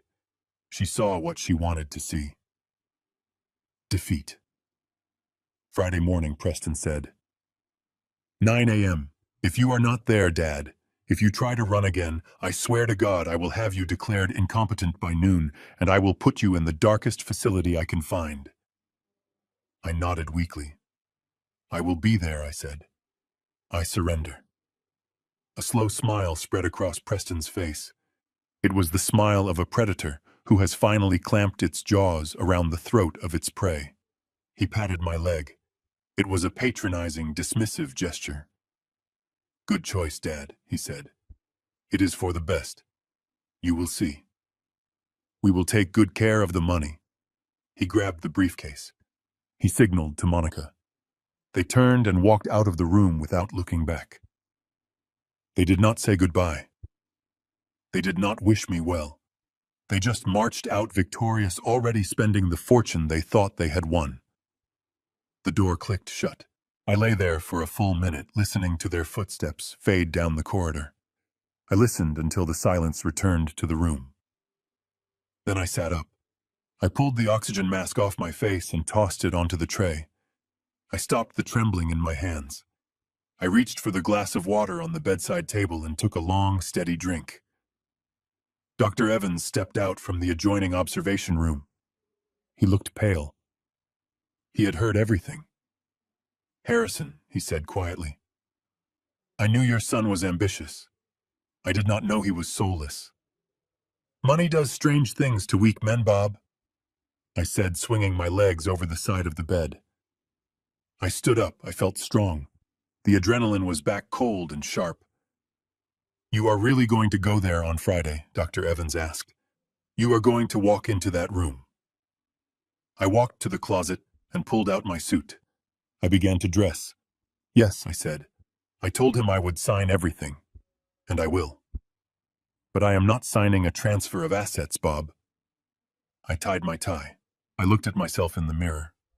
The old man was gone. The CEO was back. I am signing a confession, I said. His confession. I grabbed my phone and texted Sarah. It is done. The trap is set. Friday, 9 a.m. Tell Agent Miller to be ready. I walked out of the hospital room. I left the oxygen mask and the fake weakness behind. Preston thought he had won a fortune. He had no idea he had just invited the FBI to his own funeral. While I was playing the part of a dying man in a hospital bed, Sarah was walking into the lion's den. The federal building in downtown Manhattan was a fortress of concrete and glass, a place where careers were made and lives were dismantled. Sarah carried a heavy banker's box filled with the forensic evidence we had gathered. The guard at the security checkpoint scanned her badge and waved her through. She did not need an appointment. When you bring the head of the Financial Crimes Division, the kind of evidence we had, they clear their schedule. She was escorted to a corner office on the 12th floor. Special Agent Miller was waiting. He was a man carved out of granite, with a buzz cut, and eyes that had seen every type of white-collar rot imaginable. He did not smile. He pointed to the chair opposite his metal desk. Sarah placed the box on the desk and removed the lid. She did not say a word. She just started laying out the files. The ghost real estate in Nevada, the shell companies in Panama, the wire transfers to the Cayman Islands, and finally, the forged signature logs. Miller picked up the files one by one. He read fast. He was a hunter spotting tracks in the snow. He saw the patterns immediately. The structuring of deposits to avoid reporting thresholds. The layering of transactions to hide the source. It was a textbook money laundering operation, but executed with a scale and arrogance that was breathtaking. This is a RICO case, Miller said, his voice a low rumble. This is massive. We have been tracking some of these offshore accounts for months, but we could never link them to a domestic entity. You just handed us the missing link. I am glad we could help, Sarah said calmly. Miller looked up from the file. You are not helping Ms. Jenkins. You are informing. There is a difference. Who is the architect? Preston Bennett, Sarah said, and his wife Monica. Miller nodded. He reached for his phone. I am authorizing a raid. We will hit the offices and the residence within the hour. We will freeze every asset associated with Bennett Steel and arrest everyone named in these files. No, Sarah said sharply. She placed her hand over the phone. Not yet. Miller narrowed his eyes. Excuse me. This is an active federal investigation now. You do not dictate the timeline. We have conditions, Sarah said.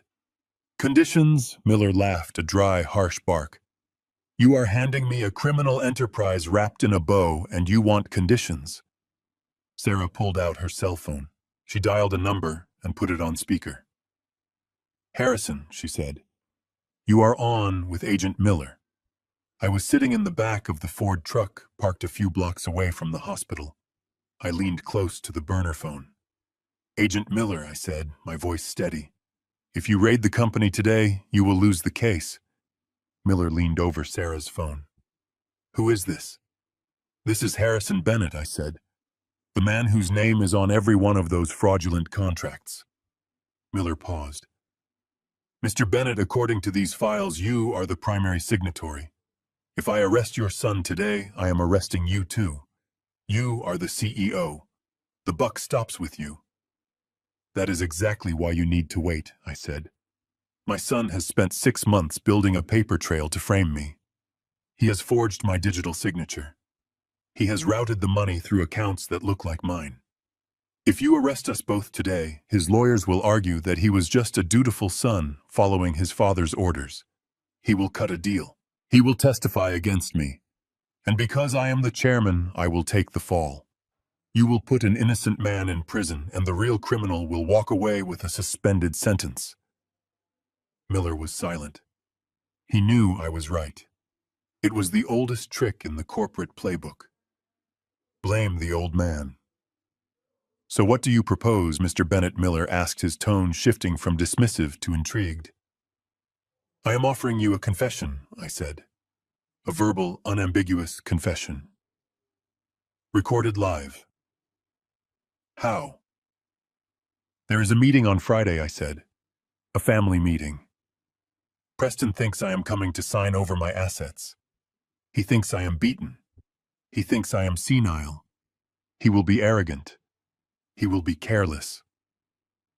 If I can get him to admit on tape that he set up the shell companies, that he forged the signatures, and that he is doing this to launder money for the cartel, then you have him. You have him dead to rights. Miller tapped his pen on the desk. That is high risk. If he suspects anything, he destroys the digital keys, and the money vanishes. He won't suspect anything I said. He thinks he has already won. He thinks he is talking to a corpse. And what do you want in exchange? Miller asked. Immunity, I said. Total immunity for me and for my daughter Victoria, who was coerced into this. And I want my personal assets protected. The $52 million I made before my son turned criminal. That money is clean. It stays with me. You can seize the company. You can seize the illegal profits. But what I built with my own hands stays mine. Miller looked at Sarah, then at the phone. He was calculating the odds. A guaranteed conviction of a major money launderer versus the risk of a botched raid. We can do a proffer agreement, Miller said slowly. Limited immunity based on the value of the intel. But we need the confession.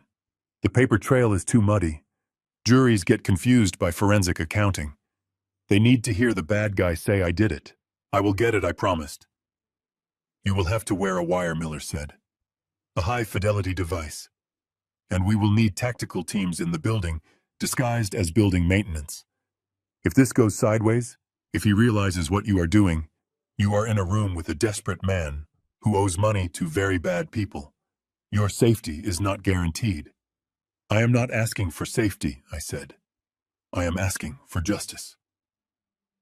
There was a long silence on the line. I could hear the hum of the ventilation system in the FBI office. I could hear Sarah's breathing. Okay, Miller said finally. We do it your way. Friday morning. We will wire you up at 0800. But Mr. Bennett, I need to be clear about something. Go ahead. Once we execute this warrant, once we storm that room, there is no turning back. Your son will be charged with money laundering, wire fraud, and conspiracy. The mandatory minimum is 20 years. He will likely die in prison or come out an old man. This is your flesh and blood. Are you sure you can do this? Are you sure you want to be the one who locks the door on him? I looked out the window of the truck at the gray city street. I thought about the hospital room. I thought about Preston standing over me, waiting for me to sign away my life so he could cover his crimes. I thought about the look in his eyes, cold and devoid of any love. I thought about the years I spent building a future for him, the schools, the cars, the opportunities.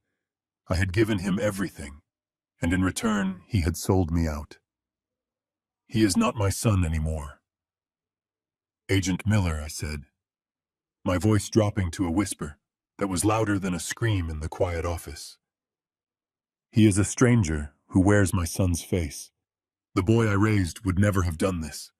The man who walked out of my hospital room an hour ago killed the father in me. He buried him. Now I am just the witness. Miller exhaled a long breath. All right, he said. We will have the papers drawn up. Sarah, bring him in tomorrow for the briefing. Do not be late. I hung up the phone. The screen went black. I sat there in the silence of the truck, feeling the weight of the decision settle onto my shoulders. It was heavy, heavier than steel. But it was necessary. Sarah came out of the building 15 minutes later. She climbed into the truck and looked at me. She did not smile. She did not offer empty words of comfort. She knew what this cost. It is set, she said. Good, I said, starting the engine. Where to now, she asked. To the tailor, I said, staring straight ahead. If I am going to send my son to hell, I am going to wear my best suit to do it. The hospital room was a tomb of silence, broken only by the rhythmic beep of the cardiac monitor and the relentless drumming of rain against the window pane. It was 2 in the morning. The nurses' station down the hall was quiet, the night shift settling into their routine of charting and coffee. I lay still in the bed, my eyes closed, my breathing shallow and regulated. I was supposed to be sedated, recovering from the heart attack that never happened. But my mind was wide awake, racing through the permutations of the coming day. Friday was hours away. The trap was set. The FBI was ready. Then the door creaked open. It was not the soft, professional entrance of a nurse coming to check my vitals. It was clumsy, heavy. I heard a stumble, then the distinct sound of a body catching itself against the doorframe. The smell hit me a second later. It was thick and cloying, cutting through the antiseptic air. Scotch. Expensive aged single malt consumed in quantities that would fell a lesser man. Preston. He shuffled into the room, breathing heavily through his mouth. I heard the scrape of the visitor's chair being dragged across the linoleum floor. It stopped right beside my bed. I felt the mattress dip slightly as he leaned his weight against the railing. I kept my eyes shut. I kept my breathing even. To him, I was just a sleeping old man, a fading relic. Dad, he whispered. His voice was thick with drink slurred around the edges. Dad, are you in there? I did not move. I did not respond. He let out a long, shuddering sigh. It sounded like a sob caught in his throat. I am sorry, he said. I really am. I did not want it to be like this. I wanted to be the hero, Dad. I wanted to show you I could do it, that I could be the big man. He took a pull from something, probably a flask he had sneaked in. I heard the liquid slosh and the sharp intake of breath that followed. But I messed up, he continued, his voice dropping to a conspiratorial whisper. I messed up bad. These guys, Dad, they are not like the union reps you used to deal with. They do not yell. They do not strike. They just smile and tell you exactly how they are going to peel the skin off your bones. I lay there stone still, while my heart hammered against my ribs. He was talking about the cartel, the people he had sold his soul to. They said they would kill me, Dad, he whimpered. Not just kill me. They said they would hurt Monica. They would hurt Victoria. They said they would make it last for days. I was so scared. I am still scared. I cannot sleep. I cannot eat. Every time my phone rings, I think it is the end. I felt a flash of pity. It was an instinct, a biological reflex of a father hearing his child in pain. But then he continued, and the pity turned into something cold and hard, like ice forming in my veins. That is why you have to do this, he said. You have to sign Dad. You have to take the fall. My breath hitched, but I masked it with a snore. You are old, he reasoned, his voice gaining a pathetic sort of momentum. You had a great life. You built the towers. You made the millions. You traveled. You loved Mom. You did it all. What do you have left? 5 years, maybe 10. And look at you. Your heart is failing. Your mind is going. He reached out and touched my hand. His palm was sweaty, clammy. It felt repulsive. I have my whole life ahead of me, Dad, he pleaded to my sleeping face. I am 38. I have a wife. I might have kids one day. I cannot go to prison. I cannot die in a federal cell. I am not strong like you. I would not last a week in there. They would eat me alive. He squeezed my hand. But you, he said, you are Harrison Bennett. You are the Iron Man. You could handle it. You could go in there and hold your head high. You could be the martyr. The audacity of it took my breath away. He was not asking for forgiveness. He was asking for a sacrifice. He was asking me to trade my remaining years, my freedom, my good name so he could continue living a lie. "You always said family comes first," he whispered, his voice breaking. "Do you remember? When I was little and I broke the neighbor's window. You paid for it. You said Bennetts protect their own.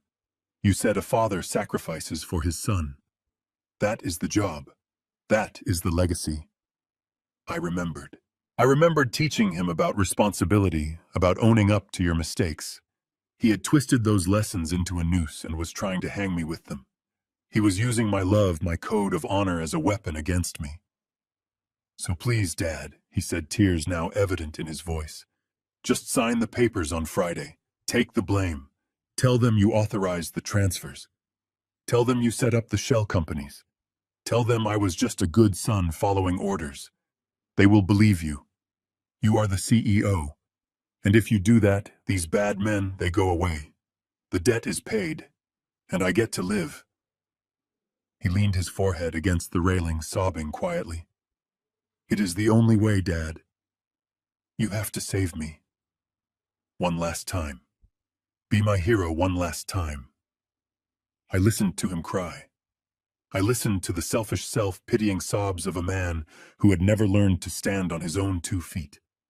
And in that moment, lying in the dark hospital room, the last ember of affection I held for him flickered and died. It did not go out with a bang. It went out with a whimper just like him. He was not just a criminal. He was a coward. A weak, pathetic coward who would throw his own father into the fire to keep himself warm. He did not love me. He did not respect me. He saw me as an expendable resource, a shield to be discarded when it was battered and broken. He pulled himself together, sniffing loudly. He wiped his face on his sleeve.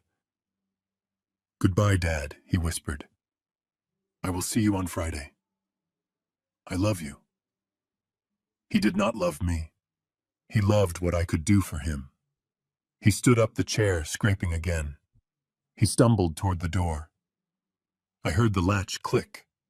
I heard his heavy footsteps receding down the hall. I opened my eyes. The room was the same. The rain was still falling. The monitor was still beeping. But the world had changed.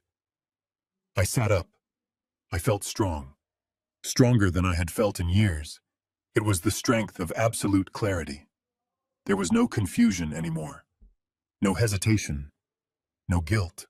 My son had walked into this room and killed the father in me. He had buried Harrison, the dad. And in doing so, he had woken up Harrison, the CEO. The man who destroyed competition. The man who showed no mercy to those who tried to cheat him. I reached for the burner phone on the bedside table. My hand was steady as a rock. I typed the message to Sarah. It was short. It was final. He was here. He confessed. He wants me to be the martyr. I paused, then typed the command that would seal his fate. Activate. Zero tolerance. Make sure the agents are in the walls. I want him to see my face when the cuffs go on. I hit send. I lay back down, but I did not sleep. I stared at the ceiling, visualizing the boardroom, visualizing the look on Preston's face when the door opened. He wanted a hero. He wanted a sacrifice. He was going to get justice. And it was going to be the coldest, hardest thing he ever felt. Tomorrow was Friday. Tomorrow was Judgment Day. And I was the judge. Friday morning arrived with a sky the color of bruised iron hanging low over the city. I stood outside the double doors of the boardroom on the 40th floor, the same place where this nightmare had begun less than a week ago. My reflection in the glass panel was sharp. I was not wearing the hospital gown or the wrinkled clothes of a fugitive. I was wearing my charcoal Italian wool suit, the one I had worn to ring the opening bell at the stock exchange 10 years ago. My tie was a deep crimson silk tied in a perfect Windsor knot. My shoes were polished to a mirror shine. I did not look like a man who had suffered a heart attack 2 days ago. I looked like the man who built this building. I pushed the doors open and stepped inside. The conversation in the room died instantly. They were all there just as I had requested. Preston sat at the head of the table in my chair. Monica was to his right, scrolling on her phone with a bored expression. Victoria and Jason sat huddled together on the left, looking like two people waiting for a firing squad. And Gareth, the shark lawyer, was arranging documents with precise, predatory movements. When they saw me, silence slammed into the room. Preston's jaw actually dropped. He half rose from the chair, his eyes scanning me from head to toe, looking for the oxygen tank, looking for the wheelchair, looking for the frailty he had seen in the hospital bed. It was not there. "Dad," he stammered, "you look better." I walked to the other end of the table. I did not sit. I placed my hands on the mahogany surface and leaned forward. "I feel better, son," I said, my voice booming in the quiet room. Amazing what a little rest can do. Monica narrowed her eyes. She did not like this. She sensed the shift in the atmosphere immediately. "Let us not waste time, Harrison," she said, snapping her phone shut. "We have a schedule. The doctors are waiting at the facility to process your admission after the signing." "Ah, yes," I said. "The facility. For my own good." Gareth slid the thick leather binder down the length of the table. It stopped inches from my hands. "The papers are ready, Mr. Bennett," the lawyer said smoothly. "Transfer of assets, power of attorney, and the voluntary admission forms. Just sign at the tabs and we can conclude this unfortunate chapter." I opened the binder. I looked at the pages. It was a masterpiece of legal theft. It gave Preston control of everything. The cash, the properties, the voting rights. It even gave him the power to decide when I could brush my teeth. It was a death certificate for a living man. I looked up. I caught Victoria's eye. She was trembling. She knew what I knew. Shh. She knew about the Cayman accounts. She knew about the shell companies. But she was terrified of the man sitting next to her, whose debts were due at noon. She looked down, unable to hold my gaze. I looked at Jason. He was sweating. He kept checking his watch. He did not care about me. He only cared about his fingers. I looked at Monica. Pure, unadulterated greed. She was already mentally decorating the Hamptons' house she had stolen. And finally, I looked at Preston. My son. The boy who cried in my hospital room. The man who was willing to send me to prison to save himself. "I have one question before I sign," I said. Preston sighed impatiently. "What is it, Dad?" "I want to hear it from you," I said. "Not from the lawyers. Not from your wife, from you. Look me in the eye and tell me, is this really what you want? Do you really want to strip your father of his dignity, his home, and his freedom? Is this how you want to be remembered?" Preston straightened his tie. He looked around the room looking for courage from his accomplices. He found it in Monica's glare. "It is not about what I want, Dad," he said, his voice taking on that rehearsed corporate tone. "It is about what is necessary. You are sick. You are making bad decisions. We are protecting the legacy. We are doing this because we love you." "Love," I repeated. The word tasted like ash. I turned to Victoria. "And you, Vicky?" I asked softly. "You know the truth. You know what is happening here. Do you want this? Do you want to do this to your father?" Victoria made a small, choked sound. She looked at Preston, who shot her a warning glare that was cold enough to freeze water. She looked at Jason, who squeezed her hand so hard his knuckles were white. "I am sorry, Dad," she whispered, tears leaking from her eyes. "We have to. There is no other choice." "No other choice," I said, nodding slowly. I turned to Monica. "And you," I said. "Just sign the damn paper, old man," she spat out. "Stop dragging this out. You lost. Accept it. Go to the nursing home and rot quietly. We have a company to run." I looked at them. The tableau of my failure as a father. I had raised wolves and sheep, and both were trying to eat me. I closed the binder. I did not pick up the pen. "You are right," I said. "I did lose.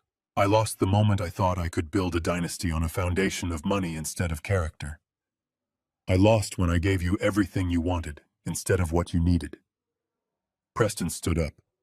Enough of this speech. Sign the papers, or I call the orderlies right now to drag you out of here. I smiled. It was the smile I used when a competitor walked into a trap I had set months ago. You are in such a rush, Preston, I said. You always were. You never had the patience to read the fine print. I reached into my pocket and pulled out the Mont Blanc pen, the one I had stabbed into the table on Sunday. I held it up. You brought a lot of people to make sure one old man signs a piece of paper, I said. I pointed the pen at them, counting slowly. 1. Gareth the lawyer. 2. Jason the gambler. 3. Victoria the pawn. 4. Monica the mastermind. 5. Preston the traitor. You are a lot of people against one senior citizen, I said, my voice dropping to a conversational level. You brought your lawyers. You brought your muscle. You brought your family. You think you have the numbers. You think you are strong because there are 5 of you and only 1 of me. Preston sneered. We are strong, Dad. We have the law. We have the medical reports. We have the power. You are alone. You have always been alone. I looked at the digital clock on the wall. It clicked to 9:15. Funny thing is, I said, looking Preston dead in the eye, I only brought 1 person too. Preston frowned.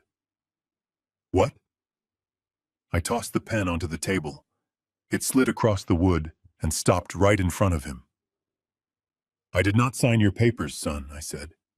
But I did sign something this morning. I signed a proffer agreement with the United States Department of Justice. The color drained from Preston's face so fast, it looked like he had been slapped. What did you do? He whispered. And then the heavy double doors of the boardroom behind me did not just open. They were thrown open with a force that shook the walls. Preston jumped. Monica screamed.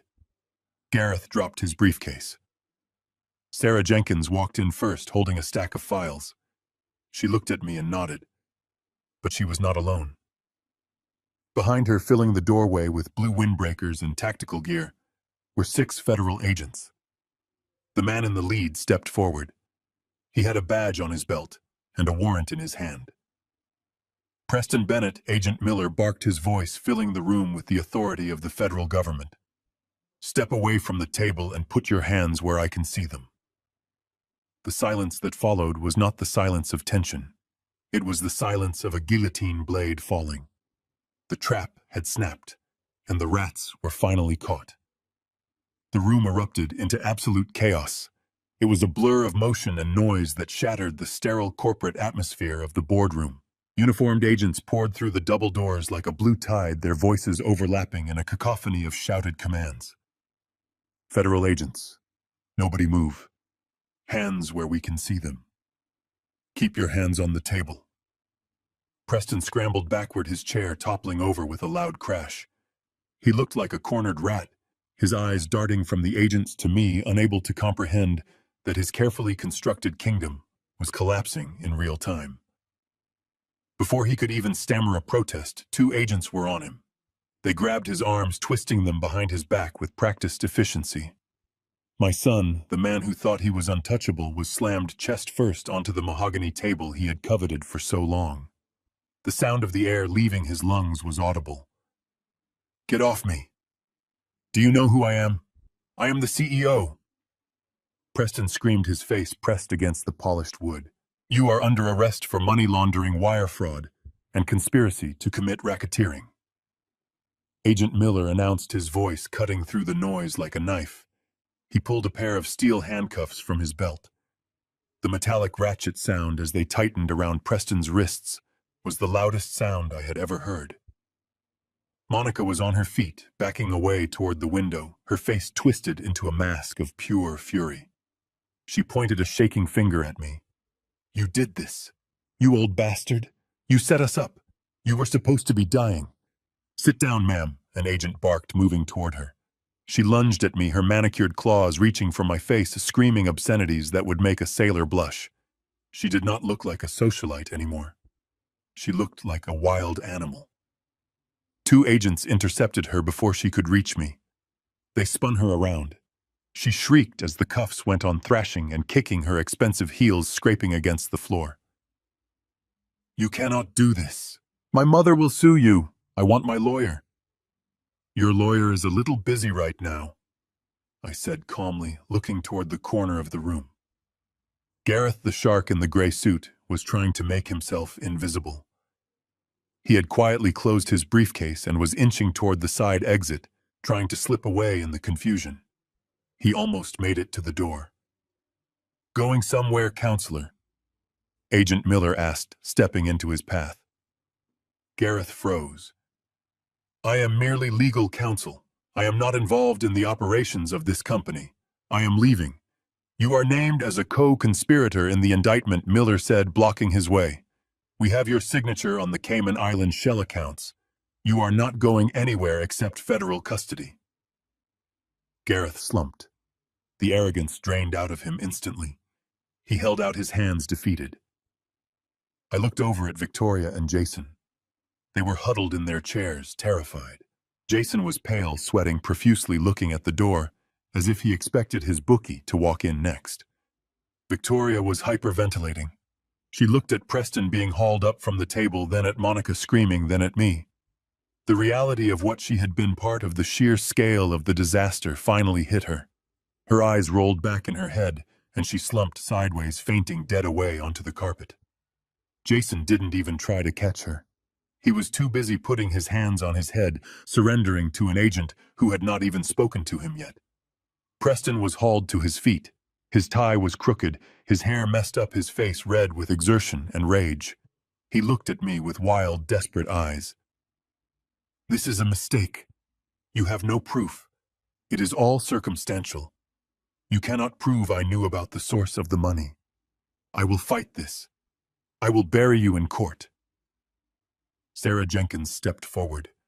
She held a small digital recorder in her hand. She did not shout. She simply pressed a button and turned the volume up. The room went silent as the audio played. It was the recording from the hospital room the night before. Preston's drunken, slurred voice filled the boardroom, clear and damning. I messed up bad, Dad. These guys, they are not like the union reps. I owe bad people money. You have to take the fall. Just sign the papers. Tell them you authorize the transfers. Be the martyr. Preston's face went white. The blood drained from his cheeks so fast, I thought he might faint like his sister. He stared at the recorder, then at me.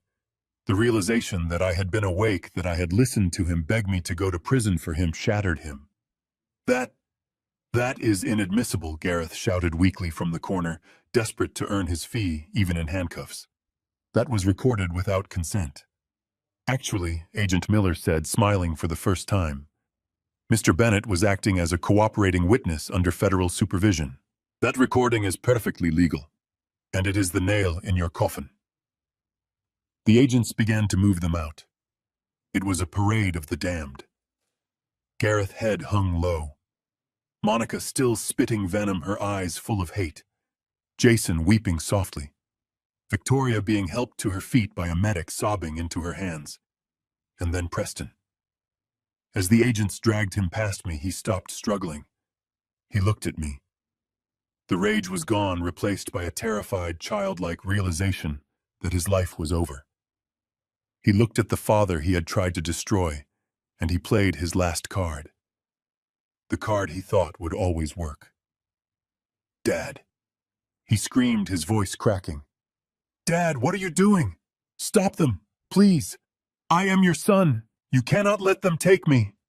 I am your flesh and blood. Dad.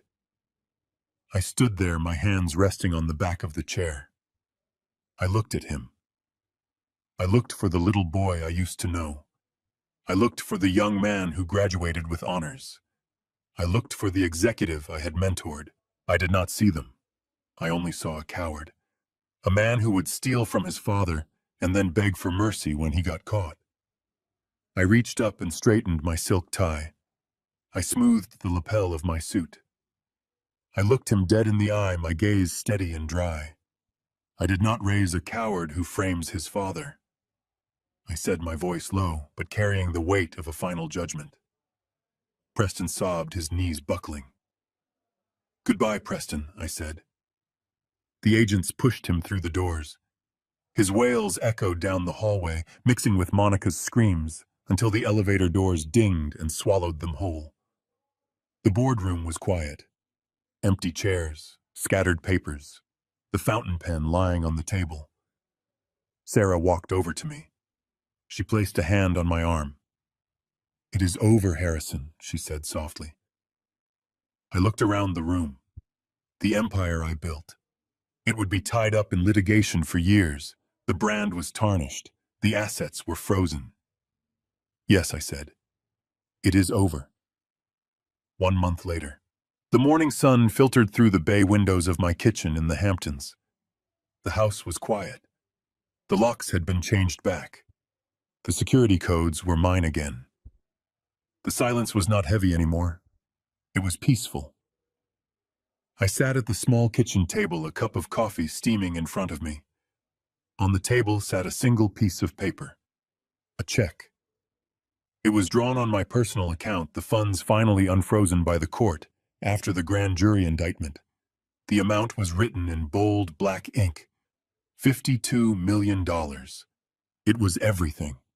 The real estate sales, the liquidated stocks, the cash reserves. Every penny I had protected from Preston. Every penny I had built over a lifetime. Across from me sat the dean of the state university. He was staring at the check, his hands trembling slightly.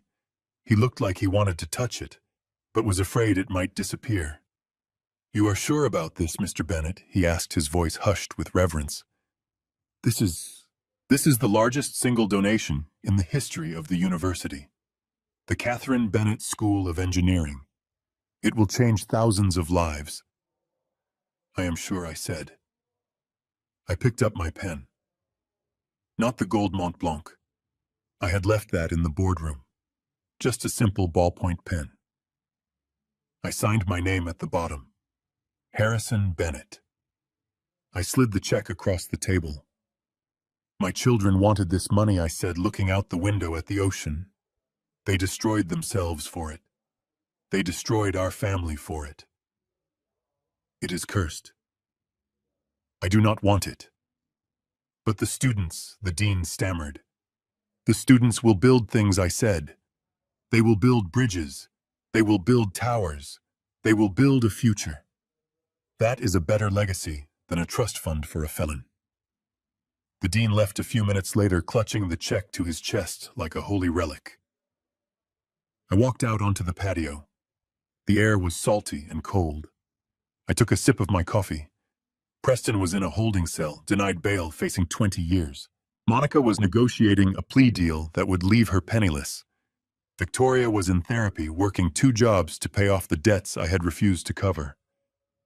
She was learning the hard way, but she was learning. I was alone. My wife was gone. My son was gone. My fortune was gone. I took a deep breath, filling my lungs with the sea air. For the first time in months, for the first time since Catherine died, the knot in my chest loosened. I was 70 years old. I had nothing but this house and my pension. I smiled. It was a small, sad smile, but it was real. I was free. The burden was gone. I had survived the trap. I had fought the war. And in the end, I had kept the only thing that mattered. My name. I raised my coffee cup to the sky. Here is to you, Catherine, I whispered. We finally cleaned house. But cleaning house leaves empty rooms. The silence in the estate was heavy at first. I spent days walking through the halls, realizing how small a man can feel in a big house without his family. But slowly, life began to fill the cracks. 3 months later, I drove my old truck to a small bakery on the edge of town. I stood outside the window watching. Inside, Victoria was wiping tables. She looked exhausted. Her hair was tied back in a messy bun, and her apron was stained with flour. She was not the socialite anymore. She was a worker. I saw her drop a tray of pastries. The old Victoria would have cried and blamed someone else. This Victoria just sighed, knelt down, and cleaned it up. I walked in. When she saw me, she froze. She did not ask for help. She did not ask for a loan. She just poured me a cup of black coffee and said it was on the house. I drank it at the counter. It was the best coffee I had tasted in years because it was honest. I left $100 bill under the saucer and walked out. She did not chase me. She did not call. She just kept working. I drove away knowing that while I had lost a son to greed, I might have saved a daughter through discipline. That night, Sarah called me. The new CEO of Bennett Steel had turned the company around. The stock was stabilizing. The employees were safe. The legacy was not the name on the building. It was the fact that 500 families still had jobs because I had the courage to cut out the cancer. I sat on my porch listening to the waves crashing against the cliffs. For the first time, I did not feel like a victim of my own success. I felt like a man who had survived a storm and found solid ground. This ordeal taught me that blood is biology, but loyalty is a choice. I spent decades building an empire to secure my children's future, never realizing I was funding their corruption. The hardest thing a parent can do is stop protecting their child from the consequences of their own actions. My legacy isn't the $52 million anymore. It's the integrity I refuse to compromise. Money can buy houses and lawyers, but it cannot buy a clean conscience. Sometimes you have to lose your family to find your freedom. If you believe that justice should always come before blood, please hit the like button and subscribe to the channel. Tell me in the comments below. Did I go too far by sending Preston to prison, or did he get exactly what he deserved? I want to hear your thoughts.